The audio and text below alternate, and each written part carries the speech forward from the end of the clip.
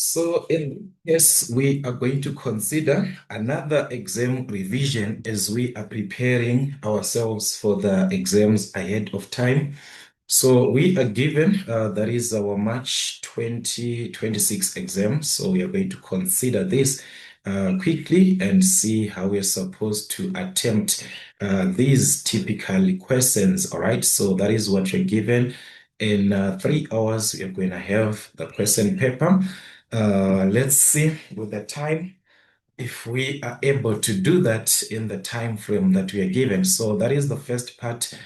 Question one, we are given 1.1 z is equal to e to the exponent of minus 2x times the sine of y, then determine 1.1.1. The derivative of z with respect to x for our partial derivatives, all right? So in this case, we are dealing with what? X with respect to x. So meaning to say at that moment, y is going to be treated as a constant, all right? So you treat this one as a constant. So that was going to give us the derivative of z with respect to x. So y is a constant. So take that as it is the sine of y times. You differentiate the exponential, this one with respect to x. We are focusing on what? X. So remember the derivative of an exponential. This is a linear, simply drop the power. This one, the derivative of minus 2x, your f of x, its derivative is what? Negative 2 times that exponential as it is. So that is what you're going to have, minus 2 e to the exponent of what? Minus 2x, just like that. So just combine these, all right? So that is minus 2 e to the exponent of minus 2x times what? The sine of y, in this case, the way that it was written in a bracket. So that was what you were simply going to obtain straightforward, all right? Then 1.1.2, it is now with respect to y, the derivative of z with respect to y.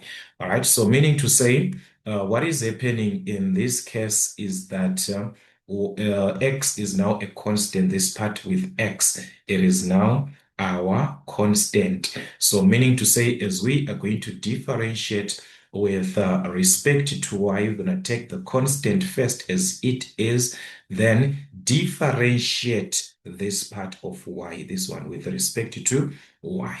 So the sign, when you differentiate, it changes to a cos. So that's the cos of what? The cos of y, like that. So we are differentiating with respect to y, like that. So you can just leave it as it is, like this. All right. So that is a direct derivative that you're given. And 1.2, again, we are still on our partial, and that's given z, which is the cos of 3 minus 2x squared y, like that. Okay. So this is second derivative and xy, which we can separate, all right? So this one we can separate and have it as d of what? Dx. So that's d of dx. Then gonna have, since we have taken this d, so we're gonna remain with what? Dz of dy.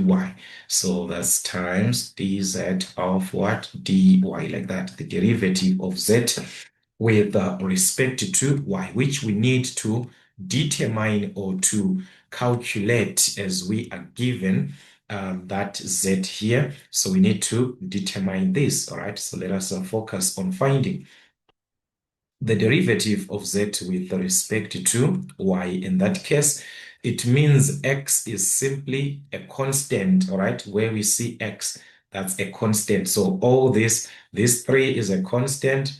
This part of 2x squared, again, is what? A constant, because we are dealing with what? With the y, okay? So to differentiate, we know that if we are dealing with a trigonometric like this, you are going to differentiate the trig then the inner function that you're given. So considering the trig cos, right? Because this is our chain rule. So you're going to consider what is outside, the outer part, which is our trig, all right? So the outer part, that is the trig that you're given. So differentiating a cos, we know that it changes to a sign, which is a negative sign, all right?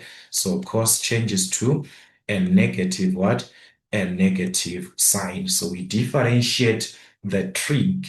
So cos changes to a negative sign of what? Everything inside the bracket as it is. So we are focusing on the trig, the outer part, then the function now. So inside the function, as we are considering our chain rule in this case, all right? So inside the function, that's where we are focusing with respect to y. This is our function 3 minus 2x squared y, like that. So we are saying in this case, x, everything, this one is a constant. The part of x is what? A constant. So if you were going to differentiate, remember with respect to what? With respect to y. I want to differentiate this with respect to y. So 3 is going to give us a 0 minus 2x squared, since this is a constant, all right? So you take that minus 2x squared times what? The derivative of y. We are focusing on y there. So the derivative of y is what? 1. So we are going to have minus 2x squared, all right? So that's times what? Minus 2x squared, which is the derivative of what? The function that we are considering. So that is what you're going to have as the derivative of what? Z with respect to y in this case, all right? So you're going to multiply negative to a negative, that's a positive 2x squared. The sign of what? The bracket 3 minus 2x squared y, like that. So this is the one that we are going to take into here and differentiate with respect to what? To x. So here we're going to have, all right, so don't focus on this here, focusing here. So we're going to have the derivative with respect to x of this, which we obtained, 2x squared times what? The sine of 3 minus 2x squared y, like that. So that is what you're actually going to have at the end. So we need to differentiate this, all right? So we need to differentiate this with respect to x. So we have x in this case, which is here, this part, which is our algebraic, and here there is also x, which is part of what? The trigonometric under a product. So this is what? Our product rule. So using the product rule, that is u, the first derivative, plus the derivative of u times v. All right, so that is our product rule that you're going to simply apply in this case. So let us differentiate. So now we are differentiating with respect to x using what? Our product rule. So u is what? 2x squared. So we take the u as it is, 2x squared times what? The derivative of v. So we're going to multiply, in this case, to the derivative of v, which is a trigonometric, or v is what? The sine of 3 minus 2x squared y. So we consider what we had before, the outer function, the outer, and the inner function, this one. So our outer is this trigonometric, then you consider this function. So differentiating a sine, all right, differentiating a sine, it gives us a cos. So that's a cos of what? The bracket as it is, 3 minus 2x squared y, like that, times, you're going to multiply to the derivative of the what? The function. So this is the function where we are differentiating, remember, with respect to x. So our function, we must differentiate this 3 minus 2x squared y with respect to x, as we are given there. So meaning to say these are constants. 3 is a constant, 2 is a constant, and this y there is a constant. So meaning to say the derivative with respect to x was going to give us a 0, all right, minus, you take the minus 2y, this one, as it is, then you differentiate with respect to x on what? X squared, which was going to give you 2x. So that is it. From here, this was going to give us minus 4xy. All right, so that's minus 4xy. So that is the derivative of what? The function. So this is minus 4xy. We are differentiating v, guys. We are still on v, differentiating that v. So to differentiate v, we're going to focus on the trigonometric, which is this one, then the function, the inner side, which is this one, with respect to x. Do not forget we are dealing with what? Partial derivative. So we must focus with respect to what? With respect to x, as you are given on the formula that you are working with here with respect to x. So that's it, plus, so we're going to add, what are we adding? The derivative of u. So u, this one, we're going to differentiate, that's simply drop the power, so that is 4x, 4x, all right? So that's simply 4x times our v as it is. So this is our v as it is, which is the sine of what? The sine of 3 minus 2x squared y. So that is it. So this is our derivative at the end of the day. So we can just simplify here. That is, take note, this is a product. So this is under a product. So you can simply multiply 2 and negative 4. That's negative 8, x squared and x. That's xc cubed, y, this one. All right, then you're going to take the cos as it is, which is the cos of what? 3 minus 2x squared, y, like that. Okay, so that is simply what you're going to have. And here you already have this in simplest form. So just rewrite as it is. So that's 4x, the sine of what? 3 minus 2x squared y, like that. So this is what you're simply going to have at the end. Okay, so you can see, guys, it's just a matter of playing around with our derivatives, the chain rule, as we can see, those applications and so forth. So it was just a matter of playing around. Let us consider the second one. So here we are given, all right, let me just leave this one. Maybe we're gonna need it. Let me just leave it and see what's happening here. 1.2.2 are now given this second derivative. So then we're gonna separate d of what? To able to separate, it'll be, this is dx squared. So it's gonna be d of dx times dz of what? Dx, so that you obtain dx squared from dx times dx, and this d and dz gives us d squared set, like that. So you just have to simplify. Of which, do not worry, we have got these formulas in your formula sheet. All right, let's consider our formula sheet and see if we have everything, because sometimes, guys, you're given other formulas and other you are not given. All right, so you just have to be very careful of what you have and what you are not given. All right, so yeah, we need all right, seems like you're not given this part, so you just need to memorize, because this is the latest formula sheet, this one. Okay, so here we do not have this part. It's just this part of parametric. So you need to know those formulas, guys. As you can see, you need to know. So to separate here, you must just separate this squared. So that's d, and this is going to give us a squared with a z. All right. Then the dx and the dx give us what? This dx squared that you're seeing in the denominator. Right. So meaning to say, you are going to need first to find the derivative, this one, the partial of z, with respect to x. All right, so we're going to need that with respect to x, which we never calculated. So meaning to say here, I need to erase this. We never calculated that. So we're going to calculate that derivative from our z here. from this z. Now we are focusing on the derivative, all right, of z with respect to what? To x. So meaning to say, if it is with respect to x, this is a constant, 3 is a constant, the -2 and this y here becomes what?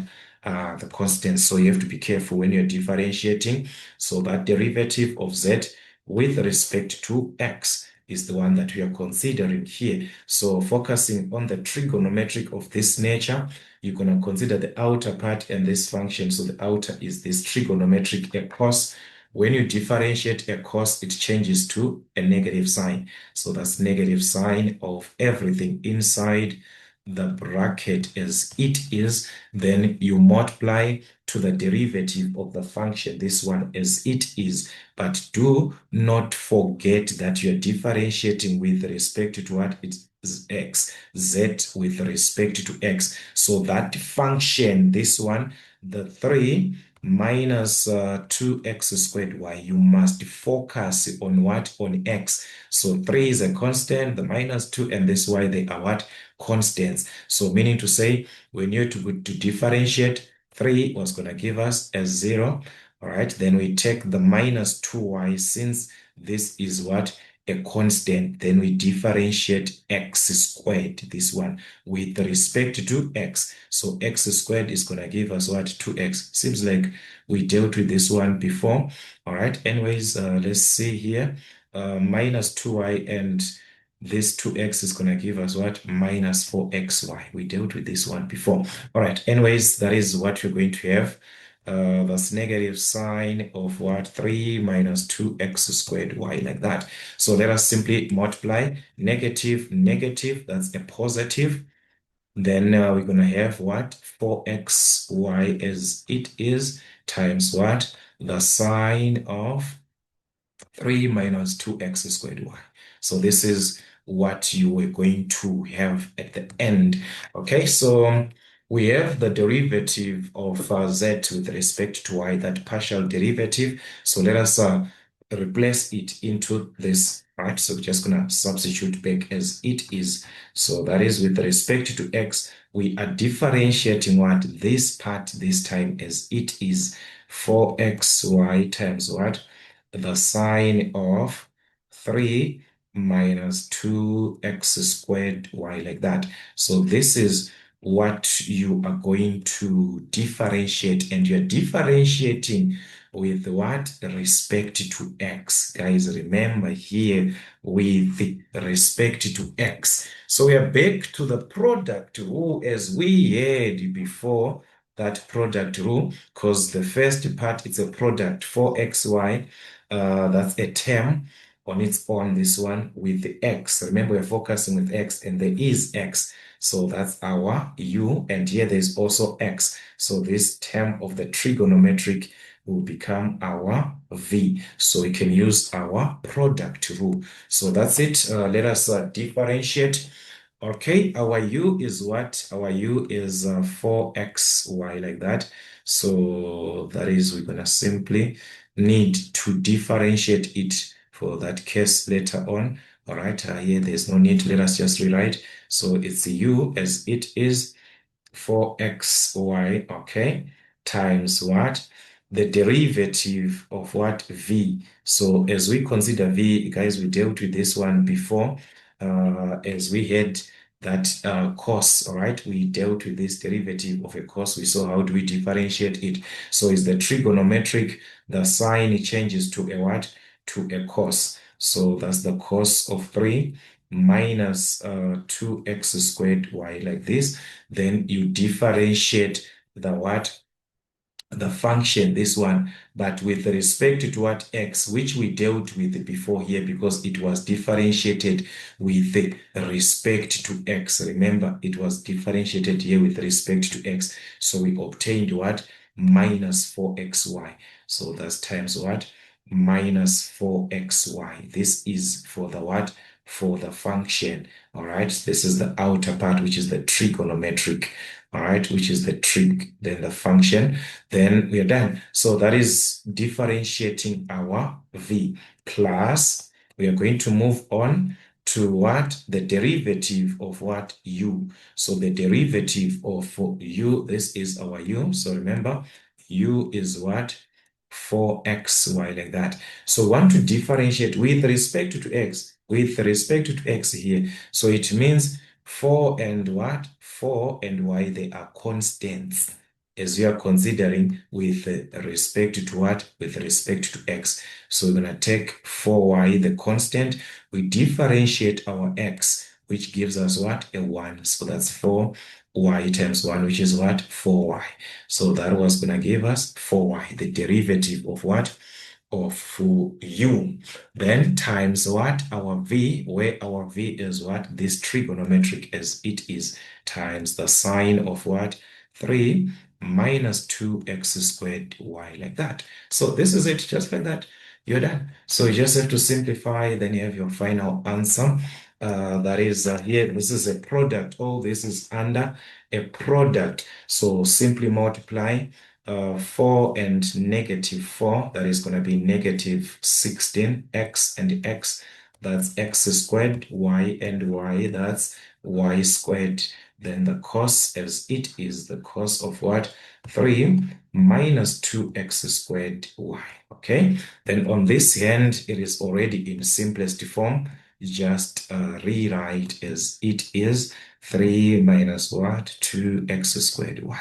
So that is it. This is going to be our final answer at the end of the day. So that is how you can simply play around with these partial derivatives. As we can see, it is just a matter of knowing the basic derivatives, the chain rule, and so on. You see, those are needed. How to differentiate this from our N5 mathematics. Remember that. All right, question number 2, without wasting your time, there we are asked to determine the following integrals. All right, 2.1, this is what you're given, which seems to be a repetition. They've been asking a similar approach. All right, so here we have got a product of 2. All right, the first being an exponential, all right, and we have got a trigonometric. So this being the different, being different as it is, it means we're going to apply what? By parts. Product, as you are dealing with what? Is product. So that's our by parts. So you can use your by parts where you can use the formula or you can use the DI method. Remember the DI method. So that is what you're going to use. So basically, for the sake of revision, most of you guys, you want us to use the formula. So let me just write the formula. So that is by parts formula, which you also have from your formula sheet. All right. So that's g prime x dx is equal to f of x gx minus the integral of f prime x gx dx. So to find our f of x, or to choose that f of x, we can use eyelet. All right. There are so many presentations that you can actually use. So there we've got an exponential and a trig. So according to here, the trig starts. So our f of x is going to be what? Is going to be a trig, all right, which is what? The sine of 2x. So that's the best for you to use. So I'm going to choose that to be my f of x, which is the sine of what? The sine of 2x. From the f of x, we know that we are going to need what? Its derivative with respect to x, that is 2, all right, cos of what? 2x. So this one multiplies there. So that is the first derivative. And what is remaining? A to the exponent of 3x, and the dx will be the g prime dx, this one that is remaining. So that's our g prime x dx is what? A to the exponent of 3x dx. So we need to integrate to obtain our gx. All right, so that's it. So here we are integrating an exponential, all right, which we know we can apply this. All right, let me check from your formula sheet if they gave you this or not. If you're not, then you just need to know your basics of your trigonometric, all right, and integration. All right. This is integration. This is derivative. This is derivative here. So a to the exponent of, all right, this one, All right, e to the exponent, a to the exponent. So this is the one that, but this is one, guys, the way that you're given there. I do not like that presentation. All right, I do not like that presentation. Let me just write it here. Then you simply apply it. If you're given a to the exponent of f of x, for you to integrate is simply a to the exponent of f of x as it is over the first derivative of that f of x, ln of what? A as it is. So this is the formula that you're going to use to integrate your f of x. So in this case, we've got what? E to the exponent of 3x. All right. So meaning to say it was going to be a to the exponent of 3x over what? The first derivative of f of x. F of x is what? Is 3x. So its derivative is what? Is 3. So that is the one that you put here, 3 ln of a. So this is our integral. All right. So that is the one that we are going to need here from that integral if we are going to use the concept of the formula. All right. Sorry for that. So that was going to be a to the exponent of 3x over what? 3 ln of what? Of a. So that is your gx, and you can substitute into the formula to integrate this, right? So it simply follows that the integral of a to the exponent of 3x sine of what? Of 2x dx is equal to f of x, which is sine 2x. So that is sine 2x times what? Gx, which is a to the exponent of 3x over what? 3 ln of a minus f prime x, which is what? 2 cos 2x. 2 cos 2x times what? Your gx here as it is a to the exponent of 3x over what? 3 ln of a. Then we integrate with respect to x, right? So this is where we are, and from this we are supposed to simplify and integrate that. All right, so let us just try to simplify. This is over 1, so you can just write as a to the exponent of 3x times the sine of what? Times the sine of 2x. Everything over 1 times 3 ln of a, that's 3 ln of a, okay?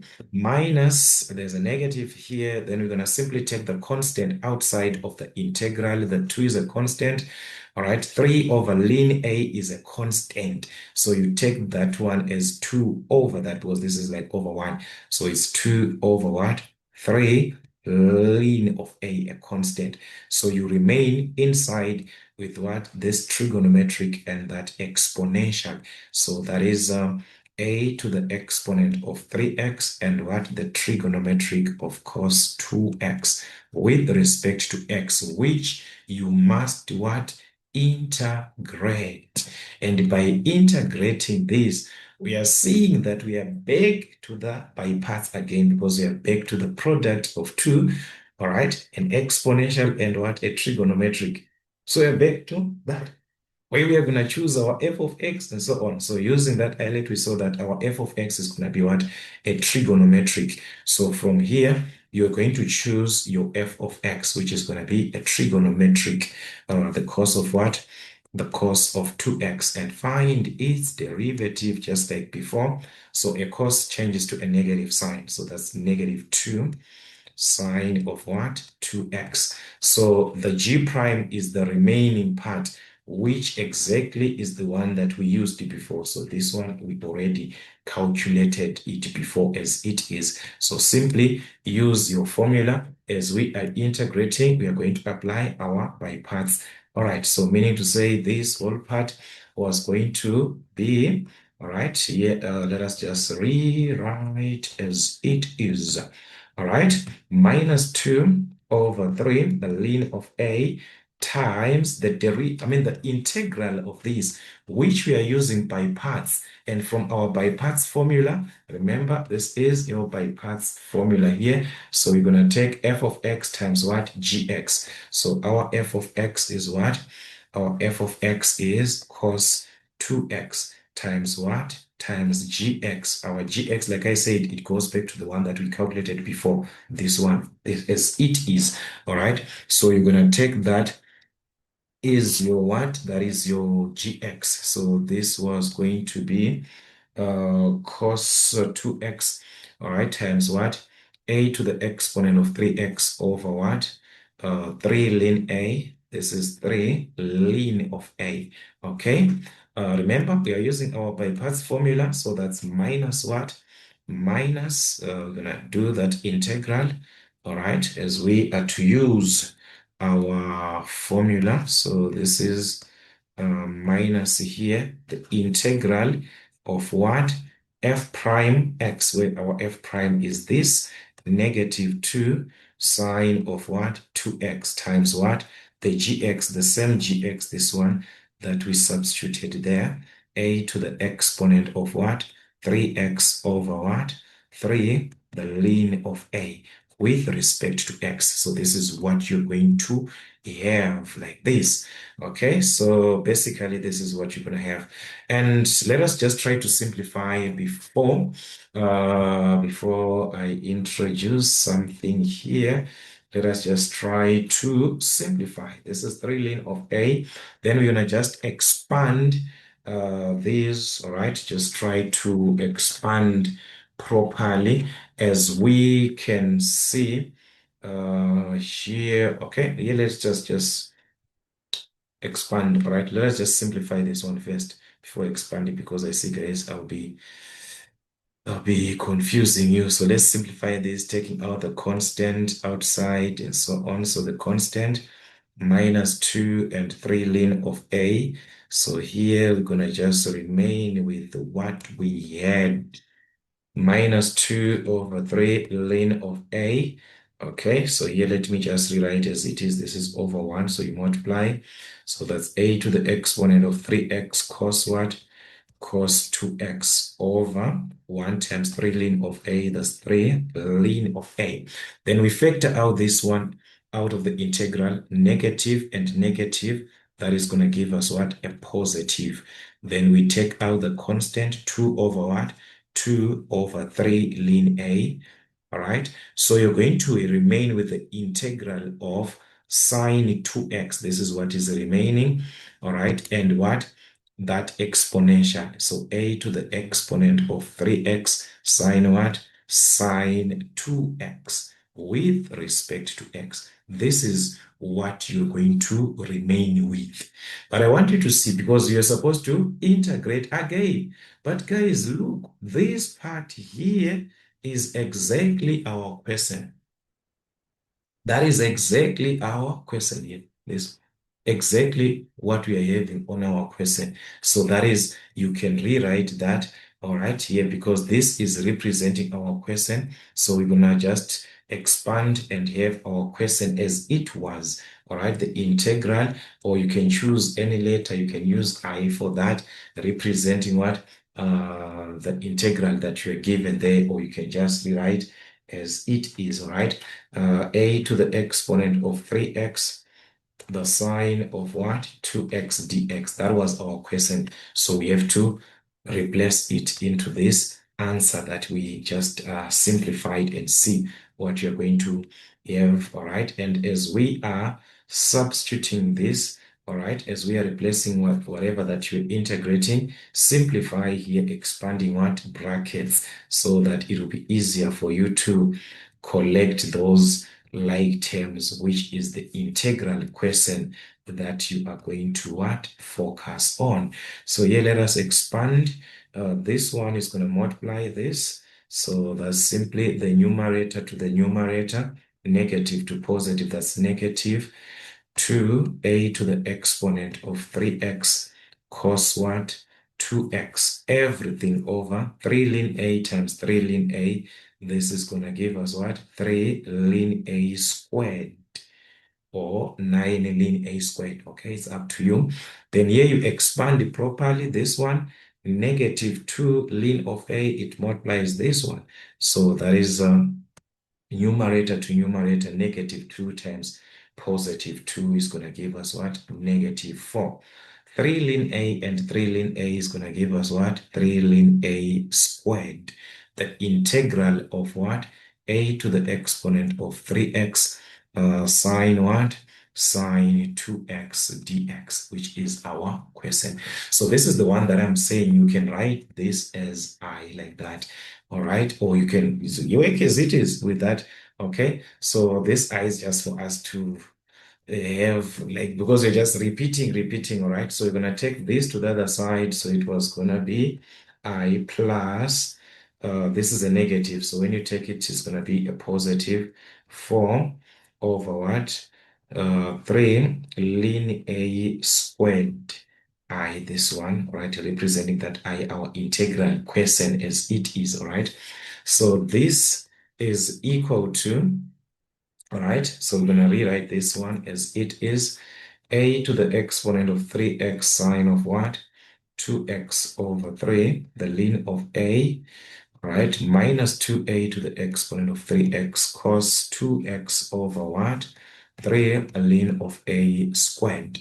Okay, so there we are. So here, as we can see, what we need is either this integral question. So we can simply factor out our integral question, then you remain with what? 1 plus this, so it's going to be 1 plus. So let me just rewrite here, guys, what it was going to be like this side so that we do not waste our time.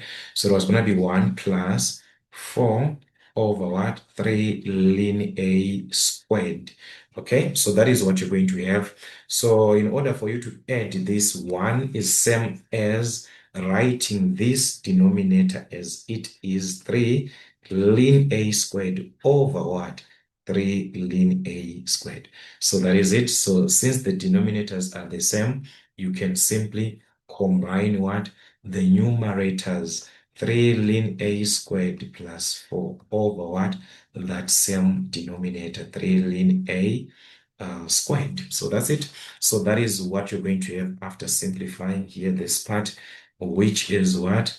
3 ln A, all right, ln A squared plus what? Plus 4 over what? 3 ln of A squared. So this is what you're going to have after evaluating, and that is equal to what you have on the right-hand side as it is. So you're going to take this part as it is. All right, the sine of what? 2x over 3 ln of A, 2a to the exponent of 3x cos of what? 2x over what? 3 ln of A squared. So what we need is the integral question. So you're going to get rid of this. So meaning to say our integral question as it was, the integral of A to the exponent of 3x sine what? Sine 2x dx as it was from our question, all right, is equal to what? So we need to get rid of this fraction. So we take it to the other side. So what we simply do is that we take it as this one on top and this one in the denominator. We multiply by the reciprocal. So on the other hand, it will be 3 ln A squared over that. All right, that's the reciprocal. You multiply by the reciprocal on the other hand of the equation. All right, so this is into what? Into this. So as you can see, there is a 3 ln A, and it is also common here. So we can factor out the 3 ln A in this. So it's gonna be 1 over what? 3 ln A. You can simply factor out 3 ln of A. So factor out. All right. So if you factor out this 3 ln 1 over 3 ln A, it means it's going to cancel this. So you remain with what? A to the exponent of 3x sine of what? Of 2x minus. You factor out this. It is in the denominator. So there were 2 of them here. So you remain with only 1. So it will be 2a to the exponent of 3x cos 2x over what? 3 ln of A. You remain with one of these 3 ln A's because there were 2. Remember, we factored out 1. The reason or the purpose of us factoring out this, it is because there was a 3 ln A here that is in the what? in the numerator. So with this one that we factored out, it can cancel with this. There are two of them. So when it cancels, you remain with what? 1. 3 ln what? 3 ln A. So our final answer, therefore, was going to be this whole integral. That is our integral question as it was given. All right. As it was given is equal to what? 3 ln A. As we canceled this one and this one, you remain with what? 3 ln of A over what? 3 ln A squared plus 4 into this. So we are remaining with this bracket as it is. A to the exponent of 3x sine of what? Of 2x minus 2a to the exponent of what? 3x cos 2x over what? Over 3 ln of A. So that one was just simplifying, guys, which we can even leave it as it was here. You just multiply by that reciprocal and just leave those terms as they were. So that is just a matter of simplification. Where it is necessary, you can just simplify. All right, so that is what you were going to have as your final answer in this case. All right, so you see, guys, it's just a repetition. Just do revise as much questions as you can under this property or under this integration of this nature, where you have to integrate again, applying by parts and consider what the integral question, which you're supposed to make the subject of the what? The formula. All right, so that was it. Let us move on to another one, which is 2.2. All right, so on 2.2, that is part of our trigonometric, right? So in this case, all right, let me see if I can erase like this page. Yeah, like something like that, because it was going to take my time. All right, so here we are. Let us consider 2.2. So on 2.2, you're given 3 over cot, right? Cot, a tan that you... So that's a tan that you get, all right? 1 over a cot gives us what? A tan. So meaning to say this was simply going to give us what? A tan. The integral of 3, you can even take the 3 out of the integral. So it's 3. Then it will be what? Tan of what? To the power of 4, 2x. That's with respect to x. So this is what you're simply integrating. Are we seeing? Are we seeing that we are used to this tan to the power of 4, guys? Okay, we have explained this one before. Tan to the power of 4 can be taken from what? Tan squared and tan squared. You separate that 4 to be tan squared times tan squared. So it was going to be equal to 3.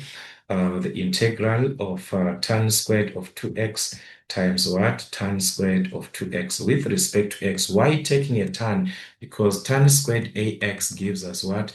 Sec squared ax minus 1. So it can be changed to a sec, and we can use our substitution into this, all right? So tan squared 2x, you change one of these into a sec, one of these, so you can just change this one. That is the one that you change into a sec. So it is going to give us what? Sec squared, a and a, these are just the same. So that's sec squared 2x minus 1 with respect to x. So that is it. As you can see, guys, we are almost there, because here you can simply use substitution, of which I can just expand by the tan here, tan and tan, so that I can properly separate this integral. All right, so that is gonna give us the integral of tan squared 2x times what? Sec squared 2x. All right, then tan and this negative 1. All right, so it's going to give us negative tan 2x So that's tan squared, actually tan squared 2x times what? Dx. So that is what you're going to simply have, where we can integrate this and also integrate this. Remember here, by substitution method, as we can take the tan of 2x, its derivative gives us what? A sec squared. So it can cancel with that sec squared. So you're going to use what? The substitution method to integrate the first part here. All right. And this one, you can simply use the formula sheet. You've got the formula, so you can use the formula sheet. All right. So using our substitution method, u is going to be the tan of what? 2x, the tan of 2x, because we know that its derivative is going to give us what? A sec squared, so that it can cancel with that sec squared. So that's 2 sec squared of 2x, then make dx what? The subject of the formula.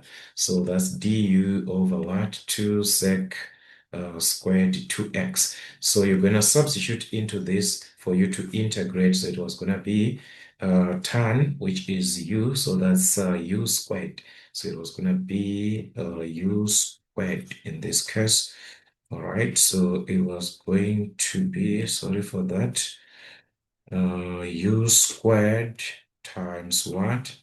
Sec squared, sec squared 2x times what? This dx, which is our dx is now du over what? 2 sec squared 2x, which can cancel this. So you're going to remain with the 1 over 2, the integral of what?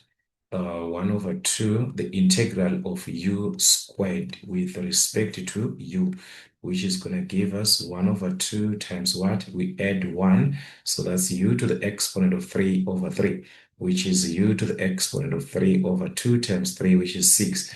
Remember, our u is what? The tan. So that was going to give us 3. And this whole part is going to give us u, which is what? Which is a tan. So that is a tan to the exponent of what? 3. So that's tan cubed 2x over what? Over 6.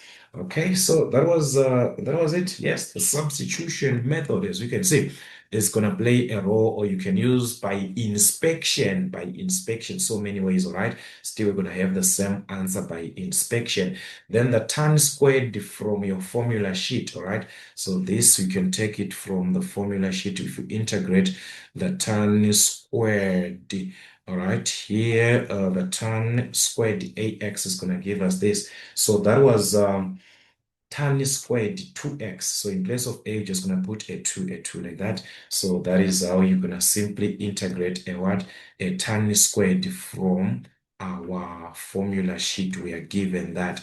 So that was going to give us negative, all right, integrating that tan squared 2x, that was going to be, all right, 1 over 2, our a, 1 over 2, tan of what? Ax, which is what? 2x minus what? Minus x. So that is what you're going to have with the constant of integration. All right, so we are done, guys. Here we just need to expand the bracket. We are done. So 3 times this 6 is like 1 over 6.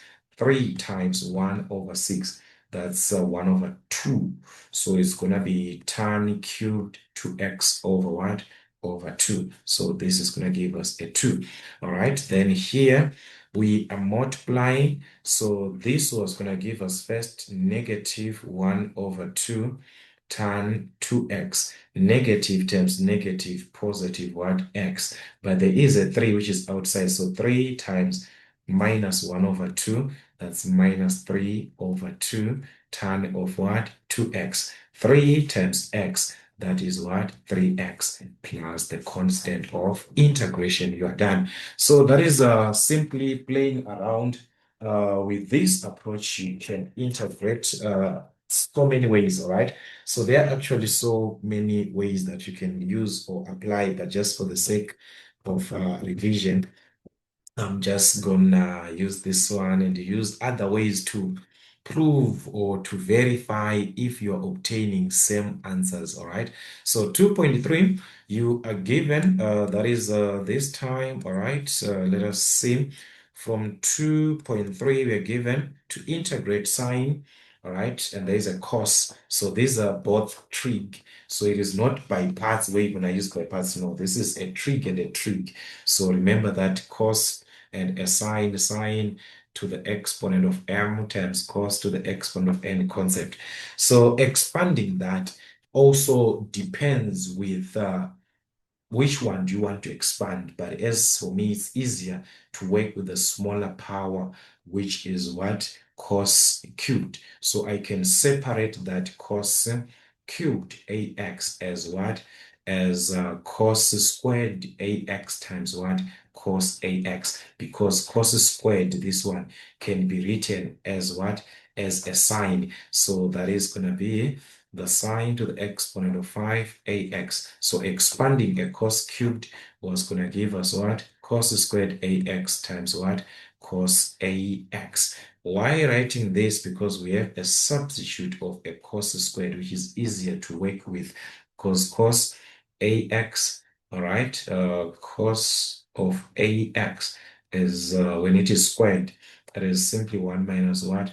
The sine squared ax from our Pythagorean identity. So this is what we need here. So it's gonna be sine to the exponent of 5ax times what? Our cos, this one, which is 1 minus the sine squared of ax times what? The cos ax that we had. So remember, this is integration, guys. You must have the dx. So here, what you're going to simply do is to expand and use the substitution method, all right? So you're going to multiply the sine ax times 1, and the cos ax multiplies here. So that's sine and cos. So that's sine to the exponent of 5ax times what? The cos ax dx. Okay, so we have multiplied that. We move on. The sine of ax multiplies the sine here, and the cos also multiplies that. So sine and sine, that's going to be a negative. Sine times sine, you add the what? The exponents. 5 plus 2, which is 7. All right, then a cos simply multiplies as it is with what? With the dx. So this is what you have, and you can simply integrate, guys, as we are used to this, as we are used using our substitution method or by inspection method, all right? So using the substitution method, okay, let me just go through. We're gonna take the power there, which is the one that is a power, having a power, the sign of what? The sign of ax, then differentiate that with respect to x. That was going to be a cos of ax, and we make dx the subject. So you're going to cross multiply, then divide. So that's du over a cos ax. So those are the ones that we're simply going to replace here to integrate. So this was going to be u to the power of 5 times cos ax times our dx, which is what? Du over what? Cos ax. All right, there's an a there. There's a here. A cos ax. So cos ax and cos ax was going to cancel. So you remain with what? A, 1 over a. So it was going to be 1 over a, the integral of what? U to the exponent of 5 du, which is 1 over a times, we integrate, so we add 1, u to the exponent of 6 over what? 6, where u is what? Where u is the sine, so that's the sine to the exponent of 6 of ax over what? A times 6, that's what? That's 6a. All right, so you're done. Integrated the first part. You do the same thing on the second part. You do the same thing. This is u. Remember, u represents sine. So it was u to the exponent of 7 times what? Cos of ax times our dx is now du over what? A cos of ax. So cos ax and cos ax cancels. So you remain with 1 over a as a constant. Then you integrate u to the exponent of 7, which is going to give us what? U to the exponent of 8 over 8. So that is what we have. Remember, there is what? A negative. So that's negative. U is what? Sine. So that's the sine of what? AX to the exponent of what? 8 over what? A times 8, that's what? 8A. So that is it from this consideration that we are having. That is what you're simply going to have at the end of the day. All right, so that is integration. Simply add the what? The constant of integration at the end. So that is what you're going to have, all right? As we can see, that is, they can play around with this with us like that, okay? So that was our 2.3, then 2.4. We can also integrate that, all right? So here we are given, that is 1 over this 3x squared, okay, minus 2x plus 9, where we can use the completing of the square method. So we have to take or get rid of this denominator, complete what? Complete the square. You complete what? You complete the square. Remember, guys, I told you if you're given something like this, 3x squared minus 2x plus 9, you can simply use the formula or use any means from your high level, high school. There were so many ways that you used to complete the square. So you can use the formula when you're given ax squared plus bx plus c. Remember, it says it's going to be 4ac minus what? B squared over 4a plus a into x plus what? B over 2a squared. So that's it. So where our a in this case from here, if you're going to put that, our a is what? 3, our b, and this is our c. So this whole part here, let me just write it here, then write the answer later on. So it was going to be 4 times a, which is 3, our c, which is 9, minus b squared. Our b is what? Negative 2 squared over what? 4 times a, which is 4 times what? 4 times 3. Plus our a is what? Is 3 into x plus b, where our b is what? Negative 2. So that's negative 2 over 3 times, oh, sorry, 2 times a. Here that's 2 times our a. Our a is what? 3 being what? Being squared. So you're going to simplify this, right? Simplify everything there. Using your calculator, that was going to give us 26 over 3, okay, plus 3, then this is going to be x. This one cancels, you remain with what? Negative 1 over 3 squared. So this is what you're simply going to have after what? After completing of the square, you're going to have 26 over 3 plus 3 into what? X minus 1 over 3 squared. So using the concept now from our formulas, remember we've got these formulas after applying the completing of the square, then we can use what? Your formulas as they are given from our formula sheet, but we need to consider which one is going to suit exactly the illustration or presentation that we are given there from these formulas that we are having here. Which one is going to suit perfectly that illustration that we are given? Remember, it was 36 over 3 plus 3 into x minus a third squared. So let me see which one. So it's going to be 1 over because of that. So it is 1 over that. So 1 over something like this. We need 1 over something like this, which is this one. So this is the best one. So we just need to rearrange. All right. Already it is in the format. So this we're just going to need a squared, b squared, and x squared. So that one was the best one, the first one that you're given there. All right. So let's play with the first one and see. All right. So using that, because here we are going to have this one as the integral of 1 over what? This 26 over 3 is going to represent part of our a. So it's a squared, which is 26 over 3. What about a? The square root of that. So a is the square root of this to have what? A squared. All right. So that's the square root of what? 26 over 3 squared. All right. It's just rewriting. All right, plus what? Plus 3. 3 representing the b squared. Remember, that is what? B. Let me write it 1 over, all right, if I write it, it's gonna disturb 1 over a squared, the integral of 1 over a squared plus b squared x squared dx is going to give us what? 1 over ab, 1 over ab arctan of what? bx over a plus c. So we need this a squared, b squared. So the b squared from 3. So that's b squared representing 3. So what about b square root of what? Square root of 3. So this is square root of 3 squared. X minus what? X minus 1 over 3 squared. So this is what you're simply going to integrate. When you have this, guys, it simply gives you something that is simpler to work with. You know that your a from a squared, from that a squared, the one that is being squared, that's your a. So you know that you simply, wherever there's a, you simply substitute what? Square root of 26 over 3. The b squared from here, meaning, say, our b being what? The square root of 3. All right, and our x is going to be this part. So that is it, guys.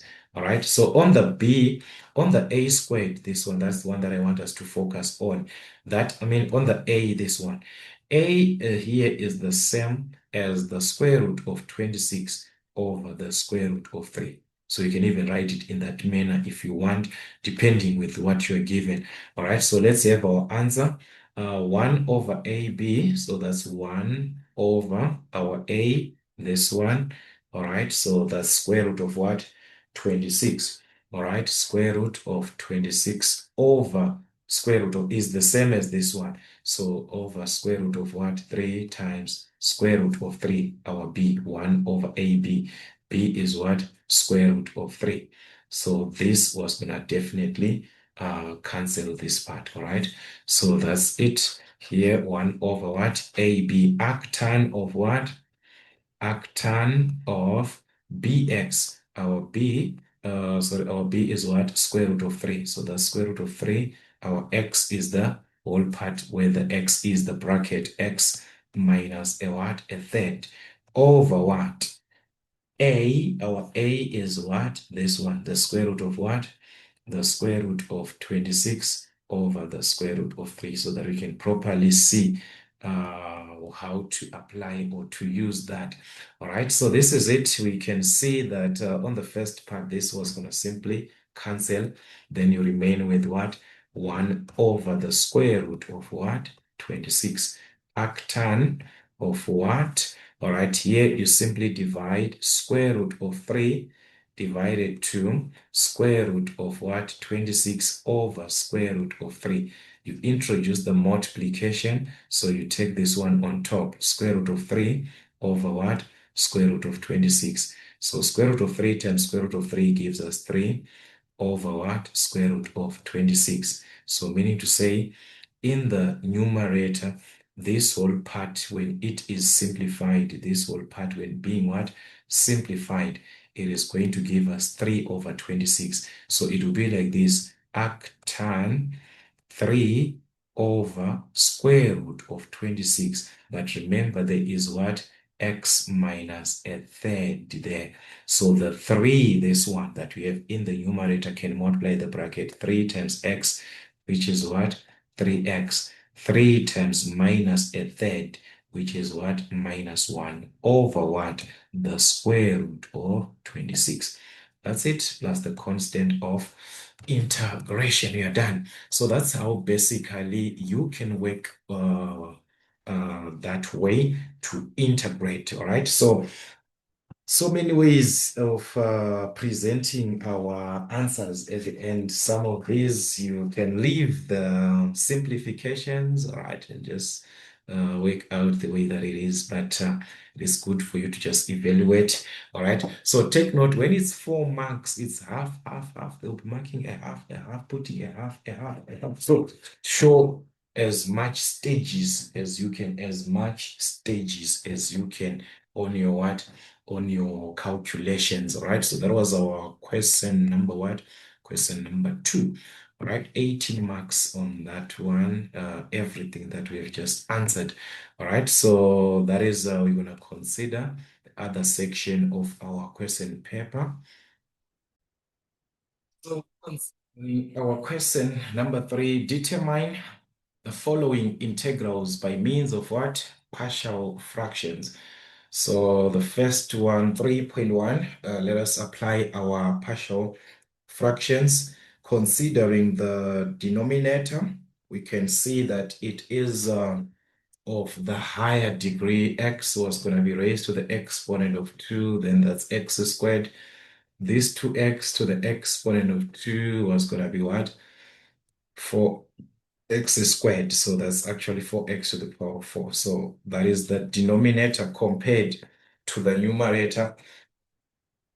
It has got the higher degree. So this is a proper what? A proper fraction. No need for what? The long division concept. So there's no need for you to expand everything. Just focus on what? On x. It was going to be raised to the exponent of 2, the same with this one. So multiply together, they will give you to the exponent of 4. But these are linear factors, repeated linear to the power of 2. This one also power of 2. Those are repeated what? Linear factors, which we can use from our from here, our fractions. If we are given the repeated linear to the exponent of n, you're going to raise that ax plus b to the power of 2 and so on. So that is how you expand those when you are given what? A repeated linear. So meaning to say, let us just focus on that 5x cubed minus x squared plus 8x minus 4 over what? 1 minus x squared. And that's 2x plus 1 squared. So that's equal to, so the first one, it's being squared. So that's a over 1 minus x. Then we move on until we obtain what? The squared. So that's b over 1 minus x what? Squared. Plus, we move on to the second, which is repeated linear. So that's b over the first, which is what? 2x plus 1 plus c. You square that one over what? 2x plus 1 squared. So there were two repeated linear. So that is it, equating to the numerator in this case, which is a 5x cubed minus x squared plus 8x minus 4. That's equal to all right, then we're going to divide 1 minus x into this. There are two of them, so you remain with 1 minus x, and this bracket being what? Squared, 2x plus 1 squared, all right? Plus what? B. Then we're going to divide 1 minus x squared, and this one cancels, so you remain with what? The bracket of 2x plus 1 squared. 2x plus 1 squared plus b, you do the same, 2x plus 1 and 2x plus 1 cancels, there are two brackets. So this was going to remain 1 minus x and one bracket of what? 2 minus x, because there are two brackets there of what? 2x plus 1. All right, then we move on to c. So that's plus our c, the bracket of 2x plus 1 squared, and this one cancels, so remain with what? 1 minus x squared. So you're going to remain with a bracket of 1 minus x being squared. Okay, so that was it. From here, we can play around with our brackets. Bracket of 1 minus x, the bracket of 1 minus x. So targeting that 1 minus x, 1 minus x, and this 1 minus x is going to eliminate a, b, and what? Sorry, this is now C, guys. This is D. Why am I repeating the B here? Why am I repeating this? This is now C and D. Sorry for that. So this is C, D, C, and that's our D. Okay, so that's focusing on those. We're going to eliminate A, C, and what? And D. When we equate this bracket to 0, so that's x is equal to what?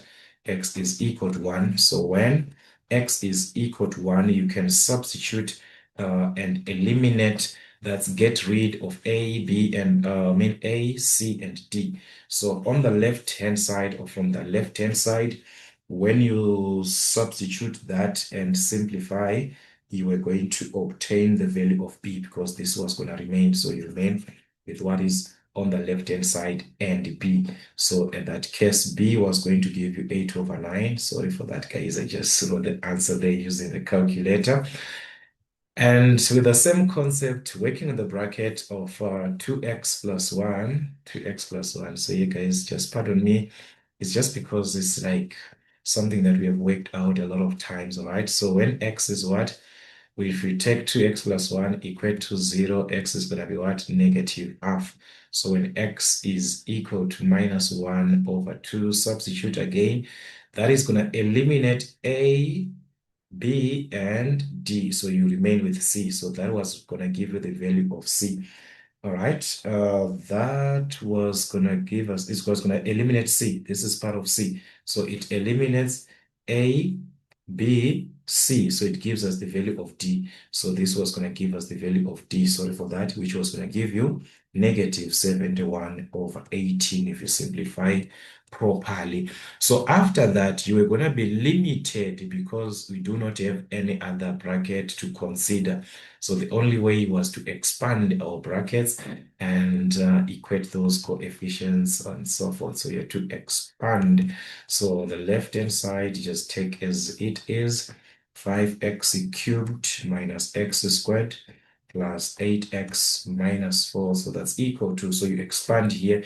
So these guys, you can just work out here, 2x plus 1 squared. That is, the square of this is going to give us something like 4x squared. 2x times 2, that's 4x plus 1. There are two brackets there. Then you multiply by what? By 1 minus x. So it will be 1 minus x times what? Times this bracket. All right, so that is what you're going to have, and it was going to give you something like, right? So that was going to give us something like minus 4x cubed plus 3x plus 1 after expanding. Then you multiply by a. So guys, just solve for that. Expand, please, properly, right? Each term properly. So a times this is negative 4ax cubed. A and 3, 3ax. All right, a and 1, that's positive a there. All right, so that is how you're going to simply expand all of these guys. So I want you to do that. This one, we already expanded this. It gave us what? 4x squared plus 4x plus what? Plus 1. So you multiply by what? By b. So this multiply by b, that's what? 4b x squared, 4bx. Okay, then b and 1 is going to be b. Okay, you do the same here, 1 minus x squared for that c. You expand that. Okay, so you're going to have 2x plus 1 into this 1 minus x squared, where you expand that 1 minus x squared, it was going to give us something like 1 minus 2x plus x squared. Then you expand these brackets and you're going to obtain 2x cubed minus 3x squared plus 1, right? Multiply by what? By c. So that's it. It's going to give us what? 2cx cubed, c and this, minus 3cx squared, c and 1, that's what? C. Okay, then the last one, considering d and 1 minus x squared. 1 minus x squared is the one that gave us 1 minus 2x plus what? X squared before when we expanded it here. So you already have that one. Just multiply by what? By d. So d times 1, that was going to give us positive d times this negative 2 dx times this dx squared. So that's it. This is what you're going to have. And from this expansion that we just had, you're going to equate the coefficients, taking, all right, let's start on those coefficients. Let's start with x cubed.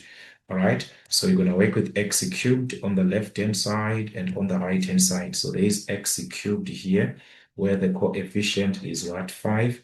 There is x cubed minus 4a. There is x cubed here, which is plus what? Plus 2c. So meaning to say you're going to form an equation from that. All right, 5 is equal to what? Minus 4a So that's minus 4a plus what? Plus 2c. So there are two unknowns. We do not have a, we do not have c. We never solved those before. So let's just leave it as it is. All right, then this time let's focus on the x, all right? Focusing on x. So if we focus on x, there is x, so minus 1 on the left-hand side. There is x here, 3a, the coefficient. There is x, 4b, the coefficient of x. There is x here, minus what? Minus 2d. So you're going to equate those and see what you have from that. So on the left-hand side on x is what? Negative 1 equal to the right-hand side on x, like I said here, 3a. Okay, sorry for that. So here you're gonna take from what? The left-hand side, negative 1, and here there is what? 3a on x. There is x here, which we said what? 4b, and that's a positive, and this negative what? 2d. So on this equation, let us check what we have. We calculated b and what? We calculated b and d. So we have b and d. So we can calculate a, then use it here to calculate c. We're done. So that's it, guys. Let us just substitute what we are given. That is going to give us negative 1 is equal to 3. A plus what? 4 times our b, which is 8 over 9, minus 2 times d, negative 71 over 18. So you're going to simplify this part. Whatever that you get, you take it to the other side, changing the sign. Whatever that you get, you take to the other side, changing what? The sign as we are given on this part. This is 2D. All right. Okay, all right, all right, all right. I want to check something here. All right, here I worked with what?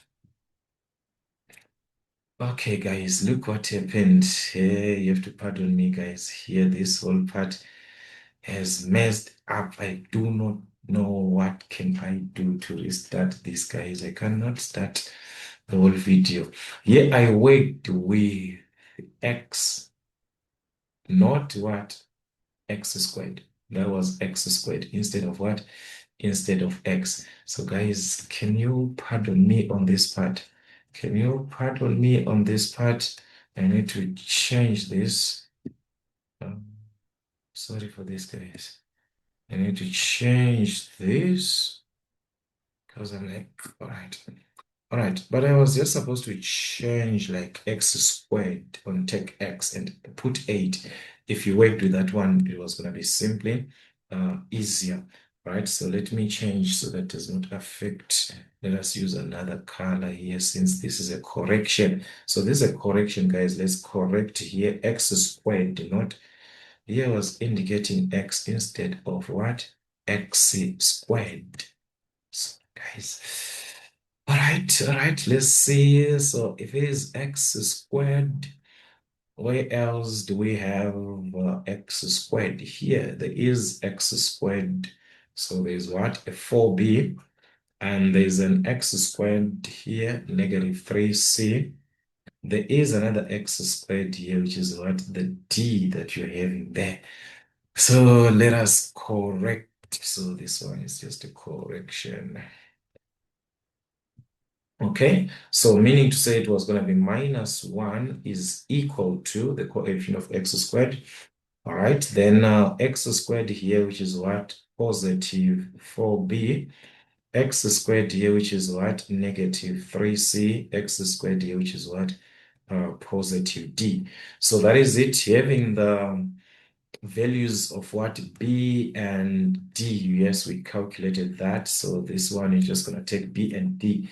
All right, b and d, then we calculate c, which you're going to use here to find a. So all right, so let's correct that, guys. All right, so let us substitute 4 times b, which is 8 over what? 8 over 9 minus 3c plus d. where our D is what? Negative 71 over 18.